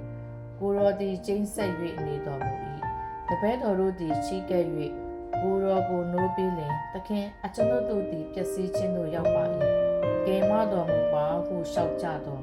ကိုရောကယုံကြည်အားနည်းသောသူတို့အဘဲကြောင့်ကြောက်တတ်သည်ဟုမေးတော်မူပြီးလျှင်ထား၍လေနှင့်ပင်လေကိုဆုံးမတော်မူသည်ဖြင့်အလွန်တာယာလေထိုလူတို့ကလည်းဤသူကအဘဲတို့တော်သူနီလေနှင့်ပင်လေသည်သူ၏စကားကိုနားထောင်ပါသည်တကားဟုအံ့ဩကြ၏နတ်ဆိုးကိုနှင်ထုတ်ခြင်းအခန်းငယ်28မှ34ကမ်းတစ်ဖက်ဂါဒယပြည်သို့ရောက်တော်မူသောအခါနတ်ဆိုးဆွဲသောလူနှစ်ယောက်တို့သည်ထိုလမ်းကိုအဘယ်သူမျှမတော်နိုင်အောင်အလွန်ကြမ်းကြုတ်စွာပြုလျက်တင်းချိုင်းတစပ်ပြင်မှထွက်လာ၍ကိုရောကိုခရီးဦးကြိုပြုပြီးလျှင်ဖျားသခင်သားတော်ယေရှုကိုရောဒီအကျွန်ုပ်တို့နှင့်အဘယ်သို့ဆိုင်သနည်းအချိန်မရောက်မီအကျွန်ုပ်တို့ကိုညှင်းဆဲခြင်းကကြွလာတော်မူသလောဟုအော်ဟင်း၍လျှောက်ကြ၏ထိုသူတို့နှင့်မနီးမဝေးသောအရက်၌များစွာသောဝက်အစုသည်ကျက်စားလည်းရှိ၏နတ်ဆိုးတို့လည်းကိုရောသည်အကျွန်ုပ်တို့ကိုနှင်ထုတ်လျှင်ထိုဝက်အစုထဲသို့ဝင်ရပါမည်အကြောင်းအခွင့်ပေးတော်မူပါဟုတောင်းပန်ကြသောတွားကြောင်းဟုမိန့်တော်မူ၏နတ်ဆိုးတို့သည်ထွက်၍ဝက်ထဲသို့ဝင်သည်ဖြင့်ဝက်အစုရှိသမျှသည်အိုင်ကန်းဆောက်ကိုတဟုန်ထဲပြေးဆင်း၍ရေ၌တည်ကြ၏ဝက်ကြောင့်သောသူတို့သည်လည်းပြေး၍မြို့ထဲသို့ဝင်ပြီးလျှင် နဆိုးဆွဲသောသူတို့၏အကြောင်းမှစ၍ဖြစ်လေသမျှတို့ကိုကြားပြောကြသောတမျိုးလုံးလည်းယေရှုကိုတွေ့အံ့သောငါထွက်လာကြ၏ကိုတော်ကိုတွေ့မြင်လင်မိမိတို့ဘီကထွက်သွားတော်မူမည်အကြောင်းတောင်းပန်ကြ၏ကျွန်မတို့ခရစ်ယာန်ခန်းကြီးကိုအငယ်1မှ9လက်ရှိတည်သူကိုကုသခြင်းထိုအခါကိုတော်သည်လေစီး၍ကူးပြန်သဖြင့်မိမိမြို့သို့ရောက်တော်မူ၏လက်ချေတည်၍အိယာပေါ်မှသုံးလုံးနေသောသူတစ်ယောက်ကိုအထံတော်သို့ဆောင်ခဲ့ကြ၏ယေရှုသည်ထိုသူတို့၏ယုံကြည်ခြင်းကိုမြင်လျှင်လက်ချေတည်သောသူအားငါသားမစိုးရိမ်နှင့်သင်၏အပြစ်ကိုလွတ်စေပြီဟုမိန့်တော်မူ၏ကျမ်းပြုစရာအချို့တို့ကဤသူသည်ဘုရားကိုလုံခြုံ၍ပြောသည်ဟုထင်ကြ၏ယေရှုသည်ထိုသူတို့၏စိတ်ကိုသိမြင်တော်မူလျှင်သင်တို့သည်အဘယ်ကြောင့်ညူဆူသောစိတ်ရှိကြသနည်းအဘယ်စကားကိုတာ၍ပြောလွယ်သနည်းသင်၏အပြစ်ကိုလွတ်စေပြီဟုပြောလွယ်သလောသင်ထား၍လမ်းသွားလော့ဟုပြောလွယ်သလောလူသားသည်မြေကြီးပေါ်မှအပြစ်လွတ်ပိုင်သည်ကိုသင်တို့သိစေခြင်းကထလော့ကိုအိယာကိုဆောင်၍ကိုအိမ်သို့သွားလော့ဟုလက်ချေတည်သောသူအားမိန့်တော်မူ၏ထိုသူသည်လည်းထ၍မိမိအိမ်သို့သွားလေ၏လူအစုဝေးတို့သည်မြင်လျှင်အံ့ဩခြင်းရှိ၍လူတို့အားဤသို့သောအခွင့်ကိုအပ်ပေးတော်မူသောဘုရားသခင်၏ဂုဏ်တော်ကိုချီးမွမ်းကြ၏မဿဲကိုခေါ်ယူခြင်းအခန်းငယ်9မှာယေရှုသည်ထိုရက်မှကြွတော်မူလျှင်မဿဲမည်ရှိသောသူတစ်ယောက်သည်အခွန်ခံရတဲ၌ထိုင်နေသည်ကိုမြင်သောငါနောက်သို့လိုက်လောဟုမိန့်တော်မူ၏ထိုသူသည်လည်းထ၍နောက်တော်သို့လိုက်လေ၏ထိုနောက်မှအိမ်တွင်စပွဲ၌လျောင်းတော်မူစဉ်အခွန်ခံသောသူများနှင့်စိုးသောသူများတို့သည်လာ၍ကိုတော်မှစသောတပည့်တော်တို့နှင့်တကွစပွဲ၌လျောင်းကြ၏ပါရိရှဲတို့သည်မြင်လျှင်တပည့်တော်တို့အားသင်တို့ဆရာသည်အခွန်ခံသောသူစိုးသောသူတို့နှင့်အတူအဘယ်ကြောင့်စားသနည်းဟုဆိုကြ၏ယေရှုသည်ကြားတော်မူလျှင်ကျမ်းမာသောသူတို့သည်စေတမားကိုအလိုမရှိကြနာသောသူတို့သာလည်းအလိုရှိကြ၏ဤပူဇော်ခြင်းအကျင့်ထက်တနာခြင်းပြုနာခြင်းကိုငါနှင့်သက်ဤဟုသောကျမ်းစကားကိုနားလည်ခြင်းငါတင်တို့တွား၍တင်ကြလော့ဖြောင့်မတ်သောသူတို့ကိုနှောင်သားကိုခေါ်ခြင်းငါလာသည်မဟုတ်စိုးသောသူတို့ကိုခေါ်ခြင်းငါလာသည်ဟုမိန့်တော်မူ၏အစာရှောင်ခြင်းအခန်းငယ်14မှာ19ထိုအခါယောဟန်၏တပည့်တို့သည်အထံတော်သို့ချီးကပ်၍အကျွန်ုပ်တို့နှင့်ဖာရိရှဲတို့သည်အဖန်တလဲလက်အစာရှောင်ကြသည်ဖြစ်၍အဘဲကြောင့်ကိုတော်၏တပည့်တို့သည်အစာမရှောင်ဘဲနေကြပါသည်ဟုရှောင်ကြ၏ယေရှုကလည်းမင်္ဂလာဆောင်လူလင်သည်မိမိအပေါင်းဖော်တို့နှင့်အတူရှိစဉ်အခါသူတို့သည်စိတ်မသာညီးတွားတတ်ကြသလောမင်္ဂလာဆောင်လူလင်ကိုသူ၏အပေါင်းဖော်တို့နှင့်ခွာ၍ယူသွားသောအချိန်ကာလရောက်လိမ့်မည်ထိုအခါသူတို့သည်အစာရှောင်ကြလိမ့်မည်အဝိဟောင်းကိုအဝိတစ်နှင့်ဖာလိမ့်မရှိထိုတို့ဖာလင်ဖာသောအထည်သည်အဝိဟောင်းကိုစား၍အပေါက်ကျဲတတ်၏၎င်းညီဟောင်းသောတရေဘူး၌အသစ်သောစပြည့်ရည်ကိုထည့်လေမရှိထိုတို့ထည့်လင်တရေဘူးသည်စုပ်ပွဲသဖြင့်စပြည့်ရည်သည်ယို၍တရေဘူးလည်းပျက်စီးတတ်၏အသစ်သောစပြည့်ရည်ကိုအသစ်သောတရေဘူး၌ထည့်လေရှိ၏ထိုတို့ထည့်လင်နှစ်ပါးစလုံးမပျက်စီးဟုမိန့်တော်မူ၏ယာကိယုသမီးနှင့်အဝိတ္တော်ကိုတို့သောအမျိုးသမီးအခန်းငယ်18မှာ26ထိုစကားကိုမိန့်တော်မူစဉ်အရာရှိတစ်ယောက်သည်လာ၍ပြည့်ဝတ်လက်အကျွန်ုပ်၏သမီးသည်ယခုပင်သေဆဲရှိပါ၏သို့တော်လည်းကိုတော်သည်ကြွ၍သူ့အပေါ်၌လက်ကိုတင်တော်မူလျှင်အသက်ရှင်ပါလိမ့်မည်ဟုရှောက်၏ယေရှုသည်ထ၍တပည့်တော်တို့နှင့်အတူထိုသူနောက်သို့လိုက်တော်မူ၏ထိုအခါ12နှစ်ပတ်လုံးသွေးသွန်အနာဆွဲသောမိန်းမတစ်ယောက်ကငါသည်အဝိတ္တော်ကိုသာတို့လျှင်ချမ်းသာရမည်ဟုစိတ်ထင်နှင့်နောက်တော်သို့ချီးကပ်၍အဝိတ္တော်၏ပပွားကိုတို့လေ၏ယေရှုသည်လှည့်၍ထိုမိန်းမကိုမြင်တော်မူလျှင်ငါသမီးမစိုးရိမ်နှင့်သ တင်ဤယုံကြည်ခြင်းသည်တင့်အနာကိုငြိမ်းစေပြီးဟုမိန့်တော်မူ၏ထိုခဏမှစ၍ထိုမိမသည်အနာကင်းပြောက်လေ၏အရာရှိအိမ်သို့ရောက်တော်မူ၍တိမုတ်တော်သူတို့နှင့်များစွာသောလူတို့သည်အုံအုံတဲတဲပြုကြသည်ကိုမြင်လေဖယ်ရှားကြလော့မိမငယ်တည်သည်မဟုတ်အိပ်ပျော်သည်ဟုမိန့်တော်မူသောထိုသူတို့သည်ပြည့်ရပြုကြ၏ထိုလူများကိုပြင်သို့ထွက်စီပြီးမှအတွင်းသို့ဝင်၍မိမငယ်ဤလက်ကိုကင်တော်မူသည်တွင်သူသည်ထလေ၏ထိုသည်င်းစကားသည်တပီလုံး၌နံ့ပြားကြော်စောလေ၏မျက်မြင်သောဦးကိုကုသခြင်းအခန်းငယ်29မှ31ထိုရဲမှယေရှုသည်ကြွတော်မူစဉ်မျက်စိကန်းသောသူနှစ်ယောက်တို့သည်နောက်တော်သို့လိုက်၍ဒါဝိဒ်၏သားတော်ကျွန်ုပ်တို့ကိုတနာတော်မူပါဟုဟစ်ကြော်ကြ၏အိမ်သို့ဝင်တော်မူလျှင်မျက်စိကန်းသောသူတို့သည်အထံတော်သို့ချီးကပ်ကြ၏ကိုရောကလည်းဤအမှုကိုငါတတ်နိုင်သည်ကိုယုံတော်ဟုမေးတော်မူလျှင်ယုံပါ၏သခင်ဟုလျှောက်ကြ၏ထိုအခါသူတို့၏မျက်စိကိုတို့တော်မူ၍တင်တို့ယုံကြည်ခြင်းရှိသည့်အတိုင်းတင်တို့၌ဖြစ်စေဟုမေးတော်မူလျှင်သူတို့သည်မျက်စိပွင့်လင်းလေ၏ယေရှုကလည်းအဘယ်သူမျှမသိစေခြင်းကတတိပြုကြလောဟုမြတ်သားတော်မူ၏သို့တော်လည်းထိုသူတို့သည်တွား၍တည်င်းတော်ကိုတပီလုံး၌နံ့ပြားကြော်စောစေ၏အာတော်သူကိုကုသခြင်းအခန်းငယ်32မှ34ထိုသူတို့သည်ထွက်သွားကြသည်နောက်နတ်ဆိုးဆွဲသောလူအားတယောက်ကိုအထံတော်သို့ဆောင်ခဲ့ကြ၏နတ်ဆိုးကိုနေထုတ်တော်မူပြီးမှထိုအာတော်သူသည်စကားပြော၏လူအစုဝေးတို့သည်လည်းအံ့ဩ၍ဣသေလအမျိုး၌ဤကဲ့သို့မမြင်ရစဘူးဟုပြောဆိုကြ၏ပါရီရှဲတို့ကလည်းနတ်ဆိုးအကြီးကိုအမိပြု၍နတ်ဆိုးတို့ကိုနေထုတ်သည်ဟုပြောဆိုကြ၏စပါးရိတ်ဆရာများစွာရှိ၏အခန်းငယ်35မှ38ယေရှုသည်တရားစရတို့၌ဆုံးမဩဝါဒပေးလျက်နိုင်ငံတော်နှင့်ရှင်သောဧဝံဂေလိတရားကိုဟောလျက်လူများခံရသောအနာရောဂါအမျိုးမျိုးတို့ကိုငြိမ်းစေလျက်မြို့ရွာရှိသမျှတို့ကိုဒီသဆရီလက်လေတော်မူ၏လူအစုဝေးတို့ကိုမြင်တော်မူလျှင်တနာခြင်းစိတ်ရှိတော်မူ၏အကြောင်းမူကားထိုသူတို့သည်ပင်ပန်းသည်ဖြစ်၍ထိန်းသူမရှိဘဲပြစ်ထားသောသူကဲ့သို့ဖြစ်ကြ၏ထိုအခါကိုရောကစပါးရိတ်စီယာများစွာရှိ၏ရိတ်သောသူတို့သည်နေကြ၏ထို့ကြောင့်လှုပ်ဆောင်သောသူတို့ကိုစပါးရိတ်စေခြင်းကစေလွတ်တော်မူမိအကြောင်းစပါးရှင်ကိုဆုတောင်းကြလောဟုတပည့်တော်တို့အားမိန့်တော်မူ၏ရှမတဲခရစ်ဝင်ကံကြီး30အငယ်1မှ4တမန်တော်တစ်ကျိပ်နှစ်ပါး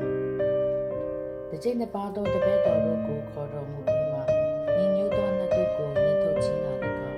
အနာရောဂါအမျိုးမျိုးတို့ကိုညှိစေခြင်းကလည်းကောအခွင့်ပေးတော်မူ၏တစ်ကျိပ်နှစ်ပါးသောတပည့်တော်တို့၏အမိကပထမမှာပေတရုဟူ၍ခေါ်ဝေါ်သောရှိမုန်နှင့်သူညီအင်ဒရေဇေဘေဒဲ၏သားယာကုပ်နှင့်သူညီယောဟန်ဖိလိပ္ပုနှင့်ဘာသောလမဲသောမနှင့်အခွန်ခံမတ်တဲ့အာလဖေ၏သားယာကုပ်နှင့်ဒတ်တဲဟုအမိတစ်ကိုရတော်လေပဲကာနနဲ့လူရှိမုန်နှင့်ကိုရောကိုအနန်တို့ယူဒရှခါယုပေသည်တကြိတ်နှစ်ပါးတို့တဒနာပြုခြင်းအခန်းငယ်9မှ15ထိုတကြိတ်နှစ်ပါးသောသူတို့ကိုယေရှုသည်ဆေလွတ်တော်မူ၍သင်တို့သည်တပါးမျိုးသားတို့ရှိရာသို့မသွားကြနှင့်ရှမာရိမြို့ရွာထဲသို့မဝင်ကြနှင့်ဣတေလမြို့ပြောင်းလွင့်သောတိုးများရှိရာသို့အရင်သွားကြလော့သွားစဉ်တွင်ကောင်းကင်နိုင်ငံတော်တည်လို့နေပြီဟုတည်င်းကြားပြောကြလော့နာသောသူတို့အားချမ်းသာပေးကြလော့တည်သောသူတို့ကိုထမြောက်စေကြလော့ငူသောသူတို့ကိုတန်ရှင်းစေကြလော့နတ်ဆိုးတို့ကိုလည်းနှင်ထုတ်ကြလော့သင်တို့သည်အဖိုးမပေးဘဲကျေးဇူးတော်ကိုခံရကြပြီဖြစ်၍အဖိုးမခံဘဲပေးကမ်းကြလော့ရှင်ငွေကြီးတို့ကိုကပန်းထဲ၌မတူမိကြနှင့်လမ်းခီးဖို့လွယ်အိတ်အင်ဂျီနဲ့ထဲခြေနှင်းတောင်ဝေးတို့ကိုမတူမိကြနှင့်အကြောင်းမူကားလှုပ်ဆောင်သောသူသည်ကြေးမွေးခြင်းကိုခံထိုက်ပေ၏မိတိမြို့မိတိရွာတို့ဝင်လေထိုမြို့ရွာ၌အဘယ်မိသောသူသည်ထိုက်တန်တည်းဟုမြင်မြန်၍ထိုမြို့ရွာမှမသွားမိတိုင်အောင်ထိုသူ၏အိမ်တွင်နေကြလော့အိမ်သို့ဝင်သောအခါမင်္ဂလာရှိပါစေသောဟု ဆက်ခြင်းကိုပြုကြတော့ထိုအင်းသည်ထိုက်တန်လျင်တင်တို့မှုတော်မင်္ဂလာရောက်စေတည်းမထိုက်တန်လျင်တင်တို့ထံသို့ပြန်လာစေတည်း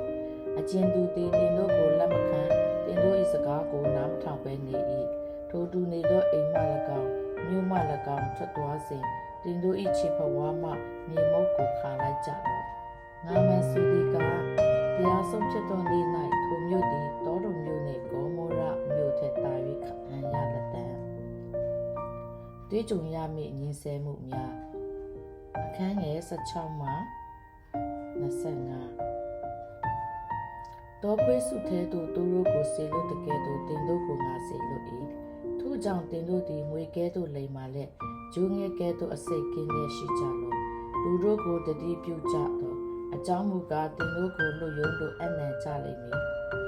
တရားစေသူ၌ရိုက်ကြလိမ့်မည်ထိုသူတို့မှစ၍တပါးမျိုးသားတို့အားတတ်တည်ဖြစ်စေခြင်းကမြို့ဝန်မင်းရှင်ပြန်ထံသို့ငါကြောင့်တင်တို့ကိုပို့ဆောင်ကြလိမ့်မည်တင်တို့ကိုအနံ့တော့ကဘယ်သို့ပြောရမည်ကိုမစိုးရင်ကြနှင့်ပြောရသောစကားကိုထိုခဏချင်းတွင်တင်တို့သည်ရကြလိမ့်မည်အကြောင်းမူကားတင်တို့အလိုလျောက်ပြောကြသည်မဟုတ်တင်တို့အဖာ၏ဝိညာဉ်တော်သည်တင်တို့အားဖြင့်ပြောတော်မူ၏လူရကာညီကိုချင်းတယောက်ကိုတယောက်သိစေခြင်းကအကြလိမ့်မည်အဖာသည်လည်းသားကိုအပ်လိမ့်မည်သာသမီတို့သည်လည်းမိဘကိုရန်ဖက်ပြု၍သိစေကြလိမ့်မည်လူပေါင်းတို့သည်လည်းငါ၏နာမှာကြောင့်တင်တို့ကိုမုန်းကြလိမ့်မည်အကျဉ်သူသည်အဆုံးတိုင်အောင်သိကြ၏ထိုသူသည်ကဲတင်ခြင်းသို့ရောက်လိမ့်မည်တမျိုး၌တင်တို့ကိုညှင်းဆဲလင်တမျိုးတို့ပြေးကြတယ်ငါမဆိုသည်ကဣတိလာမြို့ရွာရှိသမျှတို့ကိုတင်တို့လက်လဲ၍မကုန်မီလူသားသည်ကြွလာလိမ့်မည်တပည့်သည်ဆရာထက်မသာကျုံသည်သခင်ထက်မသာတပည့်သည်ဆရာကဲ့သို့၎င်းကျုံသည်သခင်ကဲ့သို့၎င်းဖြစ်လင်သင်လောက်ပေ၏အရှင်ကိုဘေလာစေဘူးလာဟုခေါ်ဝေါ်ကြလင်အိမ်သူအိမ်သားတို့ကိုတာ၍ခေါ်ဝေါ်ကြလိမ့်မည်သူတို့ကိုမကြောက်ကြနဲ့အခန်းငယ်26မှ33ထို့ကြောင့်သူတို့ကိုမကြောက်ကြနဲ့ခုံထားလက်ရှိသမျှသောယာတို့သည်ပွင့်လိမ့်မည်စိတ်ွယ်ရာ၌ရှိသမျှတို့သည်လည်းထင်ရှားလိမ့်မည်မောင်မိုင်း၌တင်တို့အားငါပြောသောယာများကိုတင်တို့သည်အလင်း၌ကြားပြောကြလော့တင်တို့နာပါ၌ပြော၍ကြားသောအရာများကိုအိမ်မိုးပေါ်မှဟစ်ကြော်ကြလော့ဟုမိန့်တော်မူ၏တနည်းကကိုခနာကိုသာတက်၍စိတ်ဝိညာဉ်ကိုမတတ်နိုင်သောသူတို့ကိုမကြောက်ကြနှင့်ကိုခန္ဓာနှင့်စိတ်ဝိညာဉ်ကိုနေရ၌ပျက်စီးနိုင်သောသူကိုတာ၍ကြောက်ကြလော့။စာငဲ့နှကောင်ကိုအတရေတပြားဖိုးနှင့်ဝေရသည်မဟုတ်လော။တင်တို့အဖခွင့်မရှိလင်ထိုစာငဲ့နှကောင်များမြေသို့မကျရ။တင်တို့စပင်ဒီလည်းအကုန်စင်ရေးအတွက်လည်းရှိ၏။ထို့ကြောင့်မကြောက်ကြနှင့်တင်တို့သည်စာငဲ့အများတို့ထက်တာ၍မြတ်ကြ၏။အချင်းတို့သည်လူတို့ရှိမှငါကိုဝန်ခံအံ့။ကောင်းကင်ဘုံ၌ရှိသောငါဤခမည်းတော်ရှိမှထိုသူကိုငါဝန်ခံမည်အကျဉ်သူသည်လူတို့ရှိမှငါကိုညှင်းပယ်အံ့ကောင်းကင်ဘုံ၌ရှိသောငါဤခမည်းတော်ရှိမှထိုသူကိုငါညှင်းပယ်မည်ငြိမ်သက်ခြင်းမဟုတ်အခန်းငယ်34မှ39ဒီဘော်တို့ငြိမ်သက်ခြင်းကိုစေလွတ်အပ်သောငါလာသည်ဟုမထင်ကြနှင့်ငြိမ်သက်ခြင်းကိုစေလွတ်အပ်သောငါလာသည်မဟုတ်ဒါကိုစေလွတ်အပ်သောငါလာသည်အဘနှင့်သားအမေနှင့်သမီးရောက်ခမနှင့်ကျွေးမအချင်းချင်းကွဲပြားစေခြင်းကငါလာသည်ကိုအိမ်သူအိမ်သားတို့သည်လည်းကိုရန်သူဖြစ်ကြလိမ့်မည်အကျဉ်သူသည်ငါကိုချစ်သည်တဲ့မိဘကိုတာ၍ချစ်၏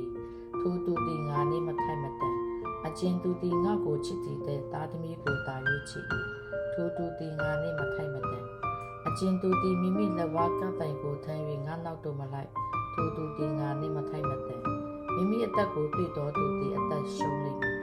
ငါကြောင့်မိမိအသက်ရှုံးတော်သူမူကားအသက်ကိုတွေ့လိမ့်မည်ခံစားရမည်အကျိုးအခန်းငယ်40မှ40နှစ်တင်တို့ကိုလက်ခံတော်သူသည်ငါကိုလက်ခံ၏ငါကိုလက်ခံတော်သူသည်ငါကိုစေတတော်မူတော်သူကိုလက်ခံ၏ရောဘတ်၏မျက်နာကိုထောက်၍ရောဘတ်ကိုလက်ခံတော်သူသည်ရောဘတ်၏အကျိုးကိုခံရလက်တဲ့ဖြောင့်မတ်တော်သူ၏မျက်နာကိုထောက်၍ဖြောင့်မတ်တော်သူကိုလက်ခံတော်သူသည်ဖြောင့်မတ်တော်သူ၏ကျိုးကိုခံရလက်တဲ့အကျဉ်သူသည်တပည့်တော်၏မျက်နာကိုထောက်၍ သူငယ်တစုံတယောက်အားဒီတစ်ခွက်ကိုမျှပြီးထိုသူသည်အကျိုးကိုမရဘဲမနေရငါမှန်ဆိုသည်ဟုမှားထားတော်မူ၏ယောဟန်ထံမှစေတမန်များရှီမတဲဂရိဝင်အခန်းကြီး7အငယ်1မှ6ထိုတို့တစ်ကျိပ်နှစ်ပါးသောတပည့်တော်တို့ကိုအကုန်စင်မှားထားတော်မူပြီးမြို့ရွာများတို့၌ဆုံးမဩဝါဒပေးခြင်းက၎င်းတည်င်းကြားပြောခြင်းက၎င်းထိုအရက်မှကြွတော်မူ၏ခရစ်တော်ပြုတော်မူသောအမှုတို့ကိုယောဟန်သည်ထောင်ထဲမှကြားသောအခါမိမိတပည့်နှစ်ယောက်ကိုစေလွှတ်၍ကိုရောသည်ကြွလာသောသူမှန်တော်သို့မဟုတ်အခြားသောသူကိုမျိုးလင်းရပါမည်လောဟုမေးလျှောက်စေ၏ယေရှုကလည်းသင်တို့သည်ကြားရသမျှမြင်ရသမျှတို့ကိုတွား၍ယောဟန်အားကြားလျှောက်ကြလော့မျက်စိကန်းသောသူတို့သည်မျက်စိမြင်ရကြ၏ခြေမစွမ်းသောသူတို့သည်လမ်းသွားရကြ၏လူနာဆွဲသောသူတို့သည်တန်ရှင်းခြင်းသို့ရောက်ရကြ၏နားပင်းသောသူတို့သည်နားကြရကြ၏တည်သောသူတို့သည်ထားမြောက်ခြင်းသို့ရောက်ရကြ၏စင်ရဲသားတို့သည်လည်းဝမ်းမြောက်စရာတည်င်းကိုကြားရကြ၏ငါကြောင့်စိတ်မဖြစ်သောသူသည်မင်္ဂလာရှိ၏ဟုပြန်ပြောတော်မူ၏အခန်းငယ်9မှ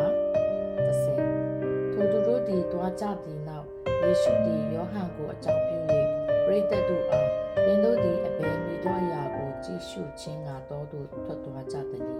လေလုသောကျူပင်ကိုကြည့်ရှုခြင်းငါသွားသလောတို့မဟုတ်နူးညံ့သောအဝတ်ကိုဝတ်ဆင်သောသူကိုကြည့်ရှုခြင်းငါသွားသလောနူးညံ့သောဝတ်ကိုဝတ်ဆင်သောသူတို့သည်မင်းအိမ်၌နေတတ်ကြ၏ပရောဖက်ကိုကြည့်ရှုခြင်းငါသွားသလောမှန်ပေ၏ပရောဖက်တဲ့ကြီးမြတ်သောသူလည်းဖြစ်သည်ဟုငါဆို၏ကျမ်းစာ၌လာသည်ကကြည့်ရှုလော့တင်သွားရလမ်းကိုပြင်ရသောငါ၏တမန်ကိုတင်ရှိ၌ငါစေလွတ်၏ဟုဆိုရ၌ထိုသူကိုဆိုလိုတည်းအခန်းငယ်7မှ15ငါမှန်ဆိုသည်ကမိမမွေးသောသူတို့တွင်ဗိသိဆန်ဆရာယောဟန်ထက်ကြီးမြတ်သောသူတယောက်မျှမပေါ်မထွန်းသေးသို့တော်လည်းကောင်းကင်နိုင်ငံတော်တွင်အငယ်ဆုံးသောသူသည်ထိုသူထက်သာ၍ကြီးမြတ်၏ဗိသိဆန်ဆရာယောဟန်လက်ထက်မှစ၍ယခုတိုင်အောင်ကောင်းကင်နိုင်ငံတော်ကိုအနိုင်ထက်ပြုကြ၏အနိုင်ထက်ပြုသောသူတို့သည်လည်းလူယူဝင်စားရကြ၏ယောဟန်မရောက်မီတိုင်အောင်ပညတ်တိကျမ်းနာဂတိကျမ်းရှိသမျှတို့သည်ဆုံးမဩဝါဒပေးကြ၏သင်တို့သည်ငါစကားကိုနားခံနိုင်လေဤသူကလာလတတ်သောအေလိယဖြစ်သည်ကြားစရာနာရှိသောသူမည်သည်ကကြားပါစေအခန်းငယ်16မှ19ဤလူမျိုးကိုအဘယ်ဥပမာနှင့်ပုံပြရအံ့နည်းပွဲတစ်ပင်၌ထိုင်နေသောသူငယ်တို့သည်မိမိသူငယ်ချင်းတို့အားအတန်ကိုလွှင့်၍ငါတို့သည်တာယာစွာတီးမှုတော်လဲတင်တို့သည်မကကြညီးတွားစွာမြည်တမ်းတော်လဲမငိုကြွေးကြဟုပြောဆိုသောသူငယ်တို့နှင့်ဤလူမျိုးသည်တူလာ၏အကြောင်းမူကားယောဟန်သည်မစားမတောက်ဘဲလာသည်ရှိသောသူတို့ကဤသူသည်နှဆိုးဆွဲသောသူပါတကားဟုဆိုကြ၏လူသားသည်စားတောက်လျက်လာသည်ရှိသောဤသူသည်စားကျူးသောသူစပြည့်ရတောက်ကျူးသောသူပါတကားခွန်ခံသောသူနှင့်ဆိုးသောသူတို့ကိုမိတ်ဆွေပွဲသောသူပါတကားဟုဆိုပြန်ကြ၏သို့တော်လည်းပညာတရားသည်မိမိသားတို့တွင်ကဲ့ရဲ့ပစ်တင်ခြင်းနှင့်လွတ်သည်ဟုမိန့်တော်မူ၏နောင်တမရသောမြို့များအခန်းငယ်20မှ24ထိုအခါများစွာသောတကူတော်ကိုပြတော်မူသောမြို့ရွာတို့သည်နောင်တမရသောကြောင့်ထိုမြို့တို့ကိုဤသို့ကဲ့ရဲ့ပစ်တင်တော်မူ၏အိုခေါ်ရစိန်မြို့တင်သည်အမင်္ဂလာရှိ၏အိုပစ္စတမြို့တင်သည်အမင်္ဂလာရှိ၏အကြောင်းမူကားတင်တို့တွင်ပြတော်တကူကိုတူရုမြို့နှင့်ဇီးတုံမြို့တို့တွင်ပြဘူးလေထိုမြို့တို့သည်ရှေးကာလ၌လျှော်တေအဝတ်ကိုဝတ်၍ပြာနှင့်လူးလျက်နောင်တရကြလိမ့်မည်ငါဆိုသည်ကတရားဆုံးဖြစ်သောနေ့၌တင်တို့သည်တူရုမြို့နှင့်ဇီးတုံမြို့ထက်သာ၍ခံရကြလက်တံအိုကပရေနောင်မြို့တင်သည်မိုးကောင်းကင်တိုင်အောင်မြောက်စားခြင်းကိုခံရတော်လဲမရဏနိုင်ငံတိုင်အောင်နေကြခြင်းကိုခံရလက်တံအကြောင်းမူကားတင်၌ပြတော်တကူကိုတောတော်မြို့၌ပြပိုးလေထိုမြို့သည်ယခုတိုင်အောင်တည် ဆိုသည်ကတရားဆုံးဖြစ်သောနေ့၌တင်သည်တောတော်မျိုးထက်သာ၍ခံရလက်တန်းဟုမိတ်တော်မူ၏ဟာဒီချမ်းသာပေမည်အခန်းငယ်25မှာ30ထိုအခါယေရှုကကောင်းကင်နှင့်မြေကြီးကိုစိုးရတော်မူသောအဖကိုရောဒီပညာအလိမ္မာနှင့်ပြည့်စုံသောသူတို့အားဤအရာများကိုထိန်ဝက်ဝယ်ထားလျက်သူငယ်တို့အားဖော်ပြတော်မူသည်ဖြစ်၍ယေရှုတော်ကိုအကျွန်ုပ်ချီးမွမ်းပါ၏ထိုတို့အလိုတော်ရှိသောကြောင့်မှန်ပါ၏အဖငါ၏ခမည်းတော်သည်ခတ်သိမ်းသောအရာတို့ကိုငါ၌အပ်ပေးတော်မူပြီးခမည်းတော်မှတပါအဘယ်သူမျှသားတော်ကိုမသိသားတော်နှင့်သားတော်သည်လင်းစေလိုသောသူမှတပါအဘယ်သူမျှခမည်းတော်ကိုမသိဝင်လွေ၍ပင်ပန်းသောသူအပေါင်းတို့ငါထံသို့လာကြလော့ငါသည်ချမ်းသာပေမည်ငါတဘိုးကိုတင်၍ထမ်းကြလော့ငါထံ၌နီးခံကြလော့ငါသည်နူးညံ့တိမ်မွေ့နေချသောစိတ်တဘောရှိ၏တင်တို့စိတ်နှလုံးသည်တတခြင်းကိုရလိမ့်မည်အကြောင်းမူကားငါတဘိုးသည်ထမ်းလွယ်၏ငါဝန်လေပေါ်၏ဟုမိတ်တော်မူ၏ရှမဿဲခရစ်ဝင်အခန်းကြီး7အငယ်1မှ8ဥပုနေ့၌ကျုံစပါးစကူခြင်းထိုကာလအခါယေရှုသည်ဥပုနေ့၌ကျုံစပါးလေကွက်တို့ကိုရှောက်ကြွတော်မူလျင်တပည့်တော်တို့သည်စာမှုတော်ကြောင့်စပါးသီးနှံကိုဆွ၍စားကြ၏ပါရိရှဲတို့သည်မြင်လျင်ကိုတော်၏တပည့်တို့သည်ဥပုနေ့၌မပြုတ်အပ်တော်မူကိုပြုကြပါသည်တကားကိုရှောက်ကြသည်ကိုတော်ကဒါဝိဒ်သည်မိမိဘော်တို့နှင့်တကွမုတ်တိတ်သောအခါဖျားသခင်၏အိမ်တော်သို့ဝင်၍မိမိမစားအပ်မိမိအဖော်မစားအပ်ယေဘရဟိတ်တို့သာစားအပ်သောရှိတော်မုတ်ကိုစားသည့်အကြောင်းကိုတင်တို့သည်မဖတ်ဘူးတလောယေဘရဟိတ်တို့သည်လည်းဗိမာန်တော်တွင်ဥပုပ်နေ့၌ဥပုပ်ပြတ်တော်လဲအပြစ်မသိသည်ကိုပညတ်တိကျမ်း၌မဖတ်ဘူးတလောငါဆိုသည်ကဤရက်၌ဗိမာန်တော်ထက်သာ၍ကြီးမြတ်သောအရာရှိ၏ယပူစောခြင်းအကျင့်တဲ့တနာချင်းပြုနာခြင်းကိုငါနှစ်သက်၏ဟူသောကျမ်းစကားကိုတင်တို့သည်နားလည်လင်အပြစ်ကင်းသောသူတို့ကိုအပြစ်မတင်မစင်ရင်ကြပြီလူသားသည်ဥပုပ်နေ့ကိုအစိုးရသည်ဟုမိန့်တော်မူ၏လက်တစ်ဖက်တည်သူအခန်းငယ်9မှ14ထိုရက်မှကြွ၍တရားစရက်သို့ဝင်တော်မူ၏လက်တစ်ဖက်တည်သောသူတယောက်ရှိသည်ဖြစ်၍လူချို့တို့ကဥပုပ်နေ့၌ယောဂကိုငြင်းစေအပ်သလောဟုကိုရော၌အပြစ်တင်ခွင့်ကိုရှာ၍မေးလျှောက်ကြ၏ကိုရောကလည်းမိမိ၌တိုးတကောင်တည်းရှိ၍ထိုတိုးသည်ဥပုပ်နေ့၌တွင်ထဲသို့ကြလျင်မဆွဲမတင်ပဲနေမိသူတစုံတယောက်များတင်တို့တွင်ရှိသလောလူသည်တိုးထက်အလွန်မြတ်ပေ၏ထို့ကြောင့်ဥပုပ်နေ့၌ကျေးဇူးပြုအပ်သည်ဟုပြန်ပြောတော်မူပြီးမှထိုသူအားတင်၏လက်ကိုဆန့်တော်ဟုမိန့်တော်မူ၍သူသည်မိမိလက်ကိုဆန့်လျင်ထိုလက်သည်လက်တစ်ဖက်ကဲ့သို့ပကတိဖြစ်လေ၏ထိုအခါပါရိရှဲတို့သည်ထွက်၍ကိုရောကိုအဘယ်သို့ဖျက်ဆီးရအံ့နည်းဟုတိုင်ပင်ကြ၏ငါရွေးချယ်သောငါကြုံရင်အခန်းငယ်15မှ21ယေရှုသည်တည်တော်မူလျင်အခြားသို့ပြောင်းကြွ၍များစွာသောလူပေါင်းတို့သည်နောက်တော်သို့လိုက်ကြသဖြင့်သူတို့၏အနာရောဂါရှိသမျှတို့ကိုငြိမ်းစေတော်မူ၏ထိုသူတို့သည်တည်င်းတော်ကိုမဖွင့်ရမည်အကြောင်းပြညတ်တော်မူ၏ထိုအကြောင်းအရာကပရောဖက်ဟေရှာယ၏နှုတ်ထွက်ပြည့်စုံမည်အကြောင်းတည်းနှုတ်ထွက်ချက်ဟုမူကားငါရွေးချယ်သောငါကြုံရင်ငါနှစ်သက်မြတ်နိုးသောသူကိုကြည့်ရှုလော့ထိုသူ၏ပေါ်၌ငါဝိညာဉ်ကိုငါတည်စေမည်သူသည်လူမျိုးမျိုးတို့ကိုတရားပေးလိမ့်မည်ငင်းခုန်ခြင်း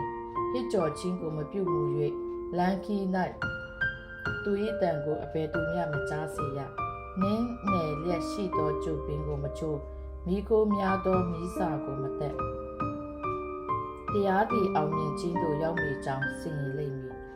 သူ၏နာမကိုလည်းလူမျိုးမျိုးတို့သည်ကိုးစားကြလိမ့်မည်ဟုဟောထားသည်ယေရှုနှင့်ဘေလာစေဘူးလားအခန်းငယ်20မှ30ထိုအခါနဆူဆွဲသောလူကန်းလူအားတယောက်ကိုအထံတော်သို့ဆောင်ခဲ့ကြလျင်ထိုလူကန်းလူအားသည်မျက်စိမြင်၍စကားပြောနိုင်အောင်ကယ်မတော်မူ၏လူအစုအဝေးပေါင်းတို့သည်မိန်မောတွေဝေ၍ ဤသူသည်ဒါဝိဤသားတော်ဖြစ်လိမ့်မည်လောဟုပြောဆိုကြ၏ပါရိရှဲတို့သည်ကြားလျင်ဤသူသည်နတ်ဆိုးမင်းဘေလာဇေဘူးလကိုအမိပြု၍သာနတ်ဆိုးတို့ကိုနှင်ထုတ်သည်ဟုဆိုကြ၏ယေရှုသည်ထိုသူတို့၏စိတ်ကိုတည်တော်မူသည်ဖြစ်၍တိုင်းနိုင်ငံမိတီကမိမိနှင့်မတိမတိကွဲပြားလျင်ပျက်စီးခြင်းသို့ရောက်လိမ့်မည်မြို့ရွာဖြစ်စေအိမ်ဖြစ်စေမိမိနှင့်မတိမတိကွဲပြားလျင်မတည်နိုင်ရာစာတန်သည်လည်းစာတန်ကိုနှင်ထုတ်သည်မှန်လျင်သူသည်မိမိနှင့်ကွဲပြား၏သူ၏နိုင်ငံသည်အဘယ်သို့တည်နိုင်မည်နည်းငါသည်ဘေလဇေဗုလကိုအမိပြု၍နတ်ဆိုးတို့ကိုနှင်ထုတ်သည်မှန်လျင်သင်တို့၏သားတို့သည်အဘယ်သူကိုအမိပြု၍နှင်ထုတ်ကြသနည်းထို့ကြောင့်သူတို့သည်သင်တို့အားတရားစီရင်သောသူဖြစ်ကြလိမ့်မည်ငါသည်ဘုရားသခင်၏ဝိညာဉ်တော်ကိုအမိပြု၍နတ်ဆိုးတို့ကိုနှင်ထုတ်သည်မှန်လျင်အကန့်စင်စစ်သင်တို့၌ဘုရားသခင်၏နိုင်ငံတော်တည်ခြင်းရောက်လေပြီသူရဲကိုရှေးဥစွာမချီမနှောင်လင်အဘယ်သူသည်သူရဲအိမ်သို့ဝင်၍သူ၏ဥစ္စာကိုလူယူနိုင်အံ့နည်းသူရဲကိုချီနှောင်ပြီးမှသူ၏အိမ်ကိုလူယူနိုင်၏ငါဖက်၌မိနေသောသူသည်ငါရန်ဖက်ဖြစ်၏ငါနှင့်အတူမဆုမသိမ်းသောသူသည်ကျေဖြတ်သောသူဖြစ်၏ထို့ကြောင့်ငါဆိုသည်ကပြစ်မှားသောအပြစ်ဖျားကိုကဲ့ရဲ့သောအပြစ်မျိုးမျိုးတို့နှင့်လွတ်စေခြင်းအခွင့်ကိုလူတို့သည်ရနိုင်ကြ၏ဝိညာဉ်တော်ကိုကဲ့ရဲ့သောအပြစ်နှင့်လွတ်စေခြင်းအခွင့်ကိုလူတို့သည်မရနိုင်ကြလူသားကိုနှုတ်ဖြင့်ပြစ်မှားသောသူ၏အပြစ်ကိုလည်းလွတ်နိုင်၏တန်ရှင်းသောဝိညာဉ်တော်ကိုနှုတ်ဖြင့်ပြစ်မှားသောသူ၏အပြစ်ကိုယခုဘဝနောင်ဘဝ၌မလွတ်နိုင်အပင်နှင့်အသီးအခန်းငယ်33မှ39အသီးအားဖြင့်အပင်၏သဘောထင်ရှားသည်ဖြစ်၍အသီးကောင်းလင်အပင်ကောင်းသည်ဟုဆိုကြလော့အသီးမကောင်းလင်အပင်မကောင်းဟုဆိုကြလော့အချင်းမွေဆိုးအမျိုးတို့တင်တို့သည်အဆိုးဖြစ်လက်ကောင်းသောစကားကိုအဘယ်သို့ပြောနိုင်မည်နည်းစိတ်နှလုံးအပြည့်ရှိသည့်အတိုင်းနှုတ်မြွတ်တတ်၏ကောင်းသောသူသည်ကောင်းသောစိတ်နှလုံးပန်း၌တိုက်သေးကကောင်းသောအရာတို့ကိုထုတ်ပေါ်တတ်၏မကောင်းသောသူသည်မကောင်းသောဗန္နာတိုက်သေးကမကောင်းသောအရာတို့ကိုထုတ်ပေါ်တတ်၏ငါဆိုသည်ကလူတို့သည်အကျိုးမဲ့သောစကားကိုပြောသည်များအတွေ့တရားဆုံးဖြတ်သောနေ့၌စစ်ကြောချင်းကိုခံရကြလက်တံတင့်စကားများအားဖြင့်တင်သည်အပြည့်လွတ်လိမ့်မည်သို့မဟုတ်တင့်စကားများအားဖြင့်အပြစ်စီရင်ခြင်းကိုခံရလိမ့်မည်ဟုမိန့်တော်မူ၏နမိတ်လက္ခဏာတောင်းဆိုခြင်းအခန်းငယ်38မှ40နှစ်ဘွယ်ခါအချို့သောကျမ်းပြုဆရာနှင့်ဖာရိရှဲတို့ကအရှင်ဖေယအကျွန်ုပ်တို့သည်ကိုယ်တော်ပြတော်မူသောနမိတ်လက္ခဏာတစ်စုံတစ်ခုကိုမြင်ချင်းပါသည်ဟုလျှောက်ကြလေကိုယ်တော်ကစိုးညစ်၍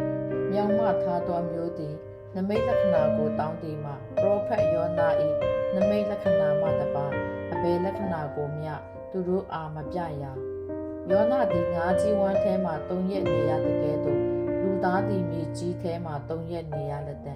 တရားဆုံးဖြတ်တော်မူသောအခါနိနဝေမြို့သားတို့သည်ဤလူမျိုးတစ်ဖက်၌ထ၍အရှုံးခံစေလက်တံအကြောင်းမူကားထိုမြို့သားတို့သည်ယောနာဟောပြောသောစကားကြောင့်နှောင့်တရကြ၏ဤရဲ့၌ကယောနာထက်သာ၍ကြီးမြတ်သောသူရှိ၏တရားဆုံးဖြတ်တော်မူသောအခါတောင်းပြီးကိုဆိုရတော်မိဖုရားသည်ဤလူမျိုးတစ်ဖက်၌ထား၍အရှုံးခံစေလက်တံအကြောင်းမူကားထိုမိဖုရားသည်ရှောလမုန်မင်းကြီး၏ပညာစကားကိုနားထောင်ခြင်းကမြေကြီးစွန်းမှလာ၏ဤရဲ့၌ကရှောလမုန်ထက်သာ၍ကြီးမြတ်သောသူရှိ၏ညစ်ညူးသောနှင့်ပြန်လာခြင်း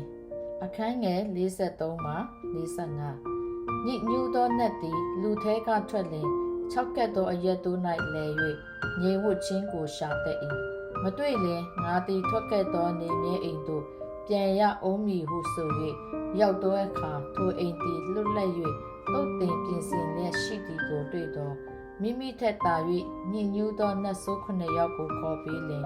ထိုလူထဲသို့ဝင်၍နေကြ၏ထိုလူ၏နောက်ဖြစ်ဟန်သည်ရှေ့ဖြစ်ဟန်ထက်သာ၍ဆို၏စိုးညစ်သောဤလူမျိုး၌ထိုညီသူဖြစ်လက်တန်းဟုမိန့်တော်မူ၏မေတော်နှင့်ညီတော်များအခန်းငယ်46မှ50ထို့ပရိသတ်တို့အားဟောတော်မူစဉ်တွင်မေတော်နှင့် ညီတော်တို့သည်နှုတ်ဆက်လို၍ပြင်မာရက်နေကြ၏လူတယောက်ကလည်းမေတော်နှင့်ညီတော်တို့သည်ကိုရောနှင့်နှုတ်ဆက်လို၍ပြင်မာရက်နေကြပါ၏ဟုလျှောက်လေကိုရောကငါအမိငါညီကအဘယ်သူနည်းဟုမေးတော်မူ၏လက်တော်ကိုလည်းဆန့်၍တပည့်တော်တို့ကိုညွှန်လေဤသူတို့သည်ငါအမိငါအညီပေသည်ကောင်းကင်ဘုံ၌ရှိတော်မူသောငါအဖ၏အလိုတော်ကိုဆောင်တော်သူသည်ငါညီငါနှမငါအမိဖြစ်သည်ဟုမိတော်မူ၏ရှမဿဲခရစ်ဝင်အခန်းကြီး73အငယ်1မှ9မျိုးစေ့ကျဲသူဥပမာထိုနေ့၌ယေရှုသည်အိမ်ကထွက်၍အိုင်နားမှထိုင်နေတော်မူသည်တွင်များစွာသောလူပေါင်းတို့သည်ကိုရောကိုဝန်းရံ၍စုဝေးလျက်ရှိကြသောကြောင့်လေထဲသို့ဝင်၍ထိုင်တော်မူ၏ပရိသတ်ပေါင်းတို့သည်ကုန်းပေါ်မှရပ်နေကြ၏ထွဲကဥပမာစကားများတို့ကိုညှို့ဆိုတော်မူသည်မှာမျိုးစေ့ကျဲသောသူသည်မျိုးစေ့ကိုကျဲခြင်းကထွက်သွား၏အစိတ်ကိုကျဲသည်တွင်အချို့သောဆေးတို့သည်လမ်း၌ကျသဖြင့်မြက်တို့သည်လာ၍ကောက်စားကြ၏အချို့သောဆေးတို့သည်မြေနေ၍ကြောက်ပေါ်များသောရဲ၌ကျသဖြင့်မြေတိမ်သောကြောင့်ချက်ချင်းအပင်ပေါက်တော်လေနေထွက်သောအခါပူလောင်သည်ဖြစ်၍အမြင့်မဆွဲသောကြောင့်ညှိုးနွမ်းပျက်စီးခြင်းသို့ရောက်ကြ၏အချို့သောဆေးတို့သည်စူးပင်တို့တွင်ကျသဖြင့်စူးပင်တို့သည်ကြီးပွား၍ရင်းဆဲကြ၏အချို့သောဆေးတို့သည်ကောင်းသောမြေ၌ကျသဖြင့်အစ30အစ60အစ100ပွားများ၍အတီးတီးကြ၏ကြားเสียနာရှိသောသူမိတီကကြားပါစေဟုမိန့်တော်မူ၏ဥပမာများဤရည်ရွယ်ချက်အခန်းငယ်30မှ19တပည့်တော်တို့သည်ချီးကဲ့လက်ကိုရောသည်အဘဲ့ကြောင့်ဥပမာကိုဆောင်၍ဤလူတို့အားဟောပြောတော်မူသည်နည်းဟုမေးလျှောက်ကြသည်ကိုရောကသင်တို့သည်ကောင်းကင်နိုင်ငံတော်၏နှဲနဲသောအရာတို့ကိုသိရသောအခွင့်ရှိကြ၏ထိုသူတို့မူကားအခွင့်မရှိကြအကျဉ်သူသည်ရတတ်၏ထိုသူ၌ကြွယ်ဝပြည့်စုံခြင်းငါပေးအောင်မည်အကျဉ်သူသည်ဆင်းရဲ၏ထိုသူ၌ရှိသမျှကိုပင်နှုတ်လိမ့်မည်ထိုကြောင့်သူတို့သည်မြင်လည်းမမြင်ကြားလည်းမကြားအနက်ကိုလည်းနားမလည်သောကြောင့်ဥပမာကိုဆောင်၍ငါဟောပြော၏ဟေရှာယဟောပူသောအနာဂတ်စကားဟူမူကားသင်တို့သည်ကြားလက်ပင်အနက်ကိုနားမလည်ပဲကြားကြလိမ့်မည်မြင်လက်ပင်အာယုံမပြုတ်ပဲမြင်ကြလိမ့်မည်အကြောင်းမူကားဤလူမျိုးသည်မျက်စိမမြင်နားမကြားစိတ်နှလုံးမသိအကျင့်မပြောင်းလဲသူတို့အနာရောဂါကိုငါမငြင်းစေရသည့်တိုင်အောင်သူတို့စိတ်နှလုံးသည်မိုက်လက်နားသည်ထိုင်းလက်ကိုမျက်စိကိုပိတ်လက်ရှိကြ၏ဟုသောစကားသည်ဤလူတို့၌ပြည့်စုံခြင်းသို့ရောက်သည်သင်တို့မျက်စိသည်မြင်သောကြောင့်မင်္ဂလာရှိ၏သင်တို့နားသည်လည်းကြားသောကြောင့်မင်္ဂလာရှိ၏ငါမဆိုသည်ကသင်တို့မြင်ရသောအရာတို့ကိုပရောဖက်များနှင့်ဖြောင့်မတ်သောသူများတို့သည်မြင်ခြင်းကအလိုရှိတော်လေမြင်ရကြသင်တို့ကြားရသောအရာတို့ကိုကြားခြင်းကအလိုရှိတော်လေမကြားရကြမျိုးကျဲသူဥပမာကိုရှင်းပြခြင်းအခန်းငယ်18မှ23မျိုးစေ့ကျဲသောသူ၏ဥပမာနဲ့သိပ္ပယ်ကိုနားထောင်ကြတော့လမ်း၌အစိတ်ကိုကျဲခြင်းအကြောင်းအရာကနိုင်ငံတော်၏တရားစကားကိုကြား၍နှလုံးမသွင်းသည်ရှိသောနှဆိုးလာ၍နှလုံး၌ကျဲသောအစိတ်ကိုနှုတ်ယူတတ်သည်ဟုဆိုလိုသည်ကြောက်ပေါ်သောရဲ၌အစိတ်ကိုကျဲခြင်းအကြောင်းအရာကတရားစကားကိုကြား၍ဝမ်းမြောက်သောစိတ်နှင့်ချက်ချင်းခံယူတော်လဲစိတ်နှလုံး၌အမြင့်မဆွဲခဏသာတည်သည်ဖြင့်တရားစကားကြောင့်အမှုခင်းနှင့်ညင်ဆဲခြင်းကိုခံရသောအခါချက်ချင်းဖောက်ပြန်တတ်သည်ဟုဆိုလိုသည်စူးပင်တို့တွင်အစိတ်ကိုကျဲခြင်းအကြောင်းအရာကတရားစကားကိုကြား၍လောကီအမှု၌စိုးရိမ်ခြင်းနှင့်စီးစိမ်ဥစ္စာ၏လက်စားခြင်းသည်တရားစကားကိုလွှမ်းမိုးညင်ဆက်တတ်သောကြောင့်အတိမတိနိုင်ဟုဆိုလိုသည်ကောင်းသောမြေ၌အစိတ်ကိုကျဲခြင်းအကြောင်းအရာကတရားစကားကိုကြား၍နှလုံးသွင်းသဖြင့်အစ30အစ60အစ100ပွားများ၍အတီးတီးတတ်သည်ဟုဆိုလိုသည်ဟုမိန့်တော်မူ၏တောမျိုးစေ့ဥပမာအခန်းငယ်24မှ30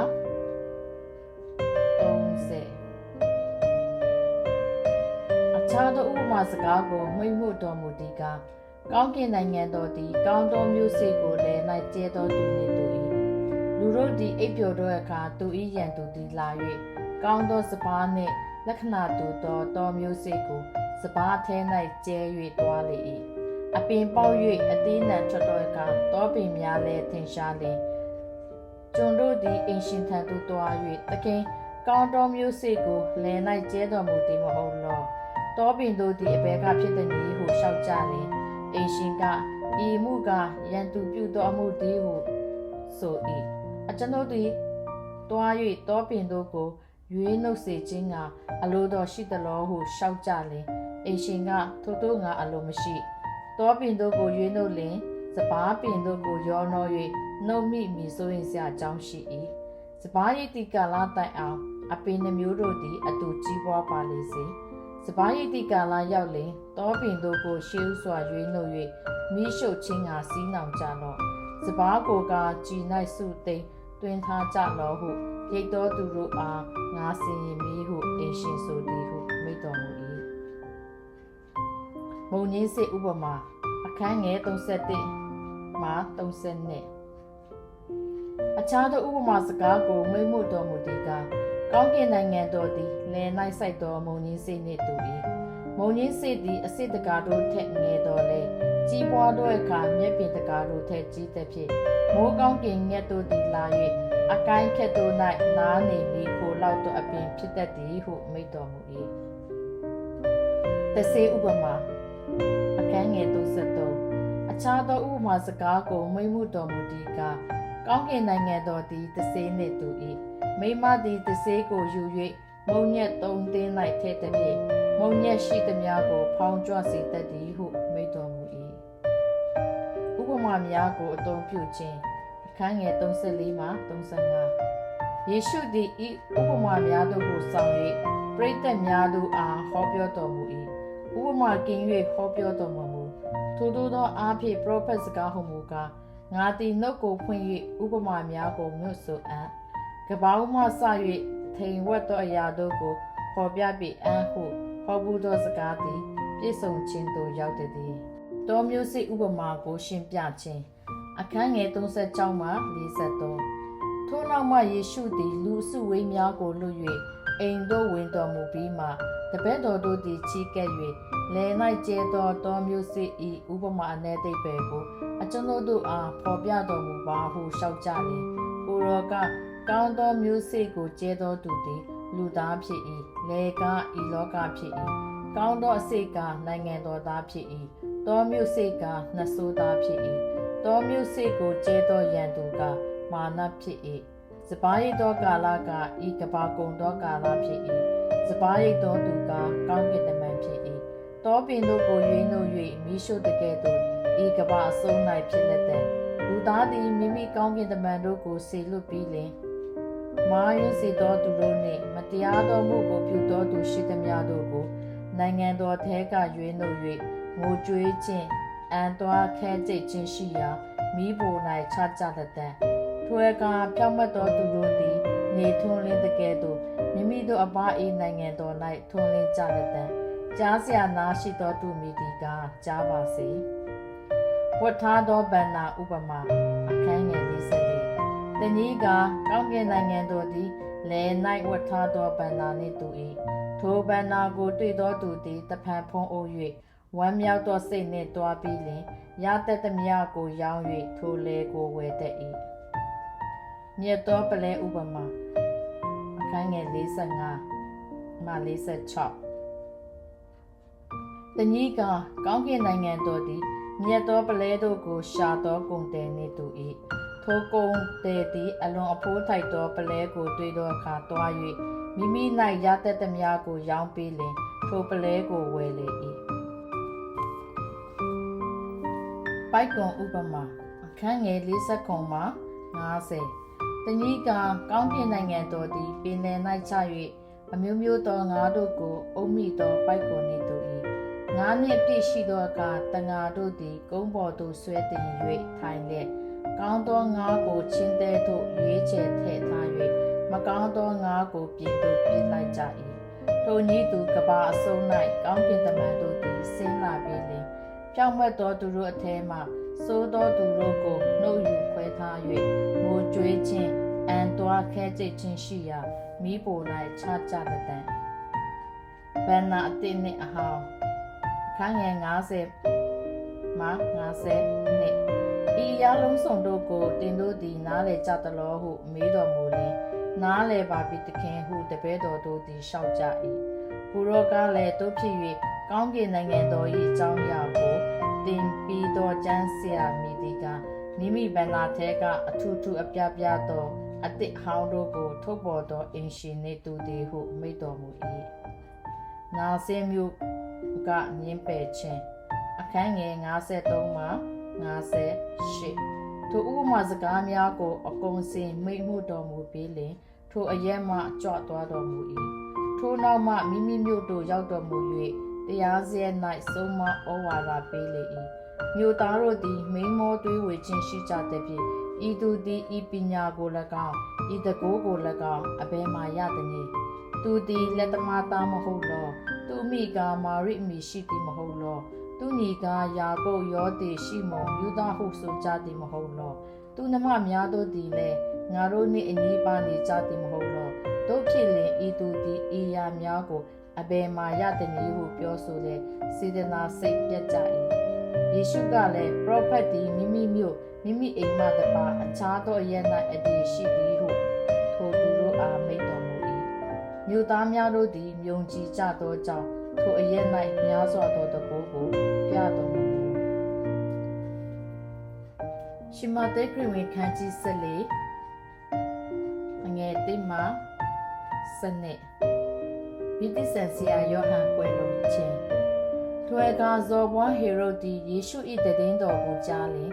ဤသူကဗိတိဆန်ဆရာယောဟန်ဖြစ်သည်တေချင်းမှထမြောက်လေပြီထိုကြောင့်တကိုးများကိုပြနိုင်သည်ဟုမိမိငယ်သားတို့အားဆို၏အထက်ကဟေရုဒ်သည်မိမိညီဖိလိပ္ပု၏ကင်ပွန်းဟေရောဒိအကြောင်းကြောင့်ယောဟန်ကိုဖမ်းဆီးချီနှောင်၍ထောင်ထဲမှလောင်ထား၏အကြောင်းမူကားယောဟန်ကအရှင်မင်းကြီးသည်ထိုမိန်းမကိုမသိအပ်ဟုဟေရုဒ်အားဆိုလေပြီယောဟန်ကိုတက်ချင်းကအလိုရှိတော်လဲလူပေါင်းတို့၏မျက်နှာကိုထောက်၍မတက်ဝန့်ပဲနေ၏အကြောင်းမူကားထိုသူတို့သည်ယောဟန်ကိုပရောဖက်ကဲ့သို့ထင်မှတ်ကြသည်ထိုနောက်မှဟေရုဒ်ကိုဖွားတော်နေ့ရက်၌နှစ်စဉ်ပွဲခံစဉ်တွင်ဟေရုဒ်၏သမီးသည်ပွဲတပင်၌ကသဖြင့်ဟေရုဒ်သည်နူးညွတ်သောစိတ်ရှိလျှင်ငါသည်တင်တောင်းသမျှကိုပေးမည်ဟုကျိန်ဆိုလေ၏ထိုမိန်းမငယ်သည်သူ၏အမိတိုက်တွန်းသည့်အတိုင်းဗိတိဆန်ဆရာယောဟန်၏ဦးခေါင်းကိုဤလင်ပန်း၌ပေးတော်မူပါဟုတောင်းလျှောက်၏မင်းကြီးသည်ဝမ်းနည်းတော်လဲကျိန်ဆိုခြင်းကို၎င်းအပေါင်းဖော်တို့၏မျက်နှာကို၎င်းထောက်တော်ကြောင့်ပေးစေဟုအမိန့်တော်ရှိလက်လူကိုစေလွတ်၍ယောဟန်၏လယ်ပင်ကိုထောင်ထဲမှဖျက်စေ၏ဦးခေါင်းကိုလင်ပန်း၌ဆောင်ခဲ့၍ထိုမိမငယ်အားပေးပြီးမှသူသည်လည်းမိမိအမိထံသို့ယူသွား၏ယောဟန်၏တပည့်တို့သည်လည်းလာ၍အလောင်းကိုဆောင်သွားသည်ဖြင့်တကြိုပြီးမှယေရှုထံတော်သို့သွား၍ကြားလျှောက်ကြ၏လူ9000ကိုကျွေးမွေးခြင်းအခန်းငယ်73မှ21ယေရှုသည်ကြားတော်မူလျှင်ထိုရက်မှထွက်၍လေကိုစီးလက်တော၌စိတ်ကွယ်ရာအရက်သို့ကြွတော်မူ၏လူစုဝေးတို့သည်ကြားသိရလျှင်မြို့ရွာမှထွက်၍ကုန်းကြောင်းလိုက်ကြ၏ယေရှုသည်ထွက်ကြွ၍လူများပေါင်းတို့ကိုတွေ့မြင်တော်မူလျှင်တနာချင်းစိတ်တော်ရှိ၍လူနာရှိသမျှတို့ကိုချမ်းသာပေးတော်မူ၏ညဥ်ယျံ၌တပည့်တော်တို့သည်ချီးကဲ့၍ဤရက်သည်တော်ရက်ဖြစ်ပါ၏မိုးလဲချုပ်ပါပြီလူစုဝေးတို့သည်မြို့ရွာသို့သွား၍စားစရာကိုဝယ်စေခြင်းကအခွင့်ပေးတော်မူပါဟုလျှောက်ကြလျင်ယေရှုကသွားရသောအကြောင်းမရှိသူတို့စားစရာဖို့တင်တို့ပေးကြလောဟုမိန့်တော်မူ၏တပည့်တော်တို့ကလည်းမုံ9လုံးနှင့်9နှကောင်မှတပါဘယ်စားစရာများအကျွန်ုပ်တို့၌မရှိပါဟုလျှောက်ပြန်လျင်ထိုမုံနှင့်9ကိုယူခဲ့ကြဟုမိန့်တော်မူ၏ထိုအခါလူစုဝေးတို့ကိုမြက်ပင်ပေါ်မှလောင်းကြစေဟုအမိန့်တော်ရှိ၏မုံ9လုံးနှင့်9နှကောင်ကိုလည်းယူ၍ကောင်းကင်သို့ကြည့်မျှော်လျက် ကျေးဇူးတော်ကိုချီးမွမ်းပြီးမှမုန်နှင့်ငါးကိုဖဲ၍တပည့်တော်တို့အားပေးတော်မူ၏တပည့်တော်တို့သည်လည်းလူပေါင်းတို့အားပေးကြ၏လူပေါင်းတို့သည်စား၍ဝါကြပြီးမှကျွင်းရစ်သောအကျိုးဘက်ကိုကောက်သိမ်း၍32,000အပြည့်ရကြ၏စားသောသူရေအတွက်ကမိန်းမနှင့်သူငယ်ကိုမဆိုဘဲယောက်ျား9,000များလောက်ရှိသည်အိုင်ပေါ်မှာဆက်တော်ဖြန့်ခြင်းအခန်းငယ်20မှ33ယေရှုသည်စီဝေသောသူတို့ကိုလွတ်တော်မူစဉ်တွင်တပည့်တော်တို့ကိုလေစီးစေ၍ကံတစ်ဖက်သို့အရင်ကူးစေတော်မူ၏စီဝေသောသူတို့ကိုလွတ်ပြီးမှဆုတောင်းပတနာပြုအပ်သောငါတောင်ပေါ်၌စိတ်ကြွယ်ရာအရက်သို့တက်ကြွသည်ဖြင့်ညအချိန်ရောက်သောအခါတယောက်တည်းရှိနေတော်မူ၏လေမူကအိုင်လယ်၌ရှိ၍လေမတင်သောကြောင့်လိုင်းတဘိုးလှရှားခြင်းကိုပြင်းစွာခံရ၏ည3ချက်တီးကြော်အချိန်၌ယေရှုသည်အိုင်ပေါ်မှဆက်တော်ဖြန့်လက်တပည့်တော်တို့ရှိရာသို့ကြွတော်မူ၏ထိုတို့အိုင်ပေါ်မှဆက်တော်ဖြန့်၍ကြွတော်မူသည်ကိုသူတို့သည်မြင်လျင်ထိတ်လန့်၍ဖုတ်တစေဖြစ်သည်ဟုကြောက်သောစိတ်နှင့်အော်ဟစ်ကြ၏ယေရှုသည်ချက်ချင်းနှုတ်ဆက်၍တည်ကြည်သောစိတ်ရှိကြလောငါပင်ဖြစ်သည်မကြောက်လန့်ကြနေဟုမိန့်တော်မူ၏ပေတရုကလည်းသခင်ကိုရောမန်နှင့်အကျွန်ုပ်သည်ကိုရောထံသို့ရေပေါ်မှလာရမည်ကြောင်းမိန့်တော်မူပါဟုရှောက်လင်လာခဲ့လောဟုမိန့်တော်မူ၏ပေတရုသည်လေပေါ်ကဆင်း၍ယေရှုထံသို့ရောက်အံ့သောငါရေပေါ်မှလမ်းသွား၏လေပြင်းသည်ကိုမြင်လင်ကြောက်လန့်၍နှင့်မွန်းလွတ်သည်ရှိသောကယ်မတော်မူပါသခင်ဟုဟစ်ကြော်လေ၏ယေရှုသည်လက်တော်ကိုချက်ချင်းဆန့်၍ပေတရုကိုကိုင်တော်မူလျက်ယုံကြည်အားနည်းသောသူအဘဲ့ကြောင့်ယုံမားသောစိတ်ဝင်သည်ဟုမေးတော်မူ၏လေပေါ်သို့ရောက်ကြလျင်လေသည်ငြိမ်းလေ၏လေသားတို့သည်ချီးကဲ့၍စင်စစ်ကိုရောသည်ဖျားသခင်၏သားတော်မှန်ပါသည်ဟုညွတ်ပြဲ၍ရှောက်ကြ၏ဖျားနာသူများကိုကျမ်းမာစေခြင်းအခန်းငယ်34မှ36ကံတစ်ဖက်သို့ကူးလျင်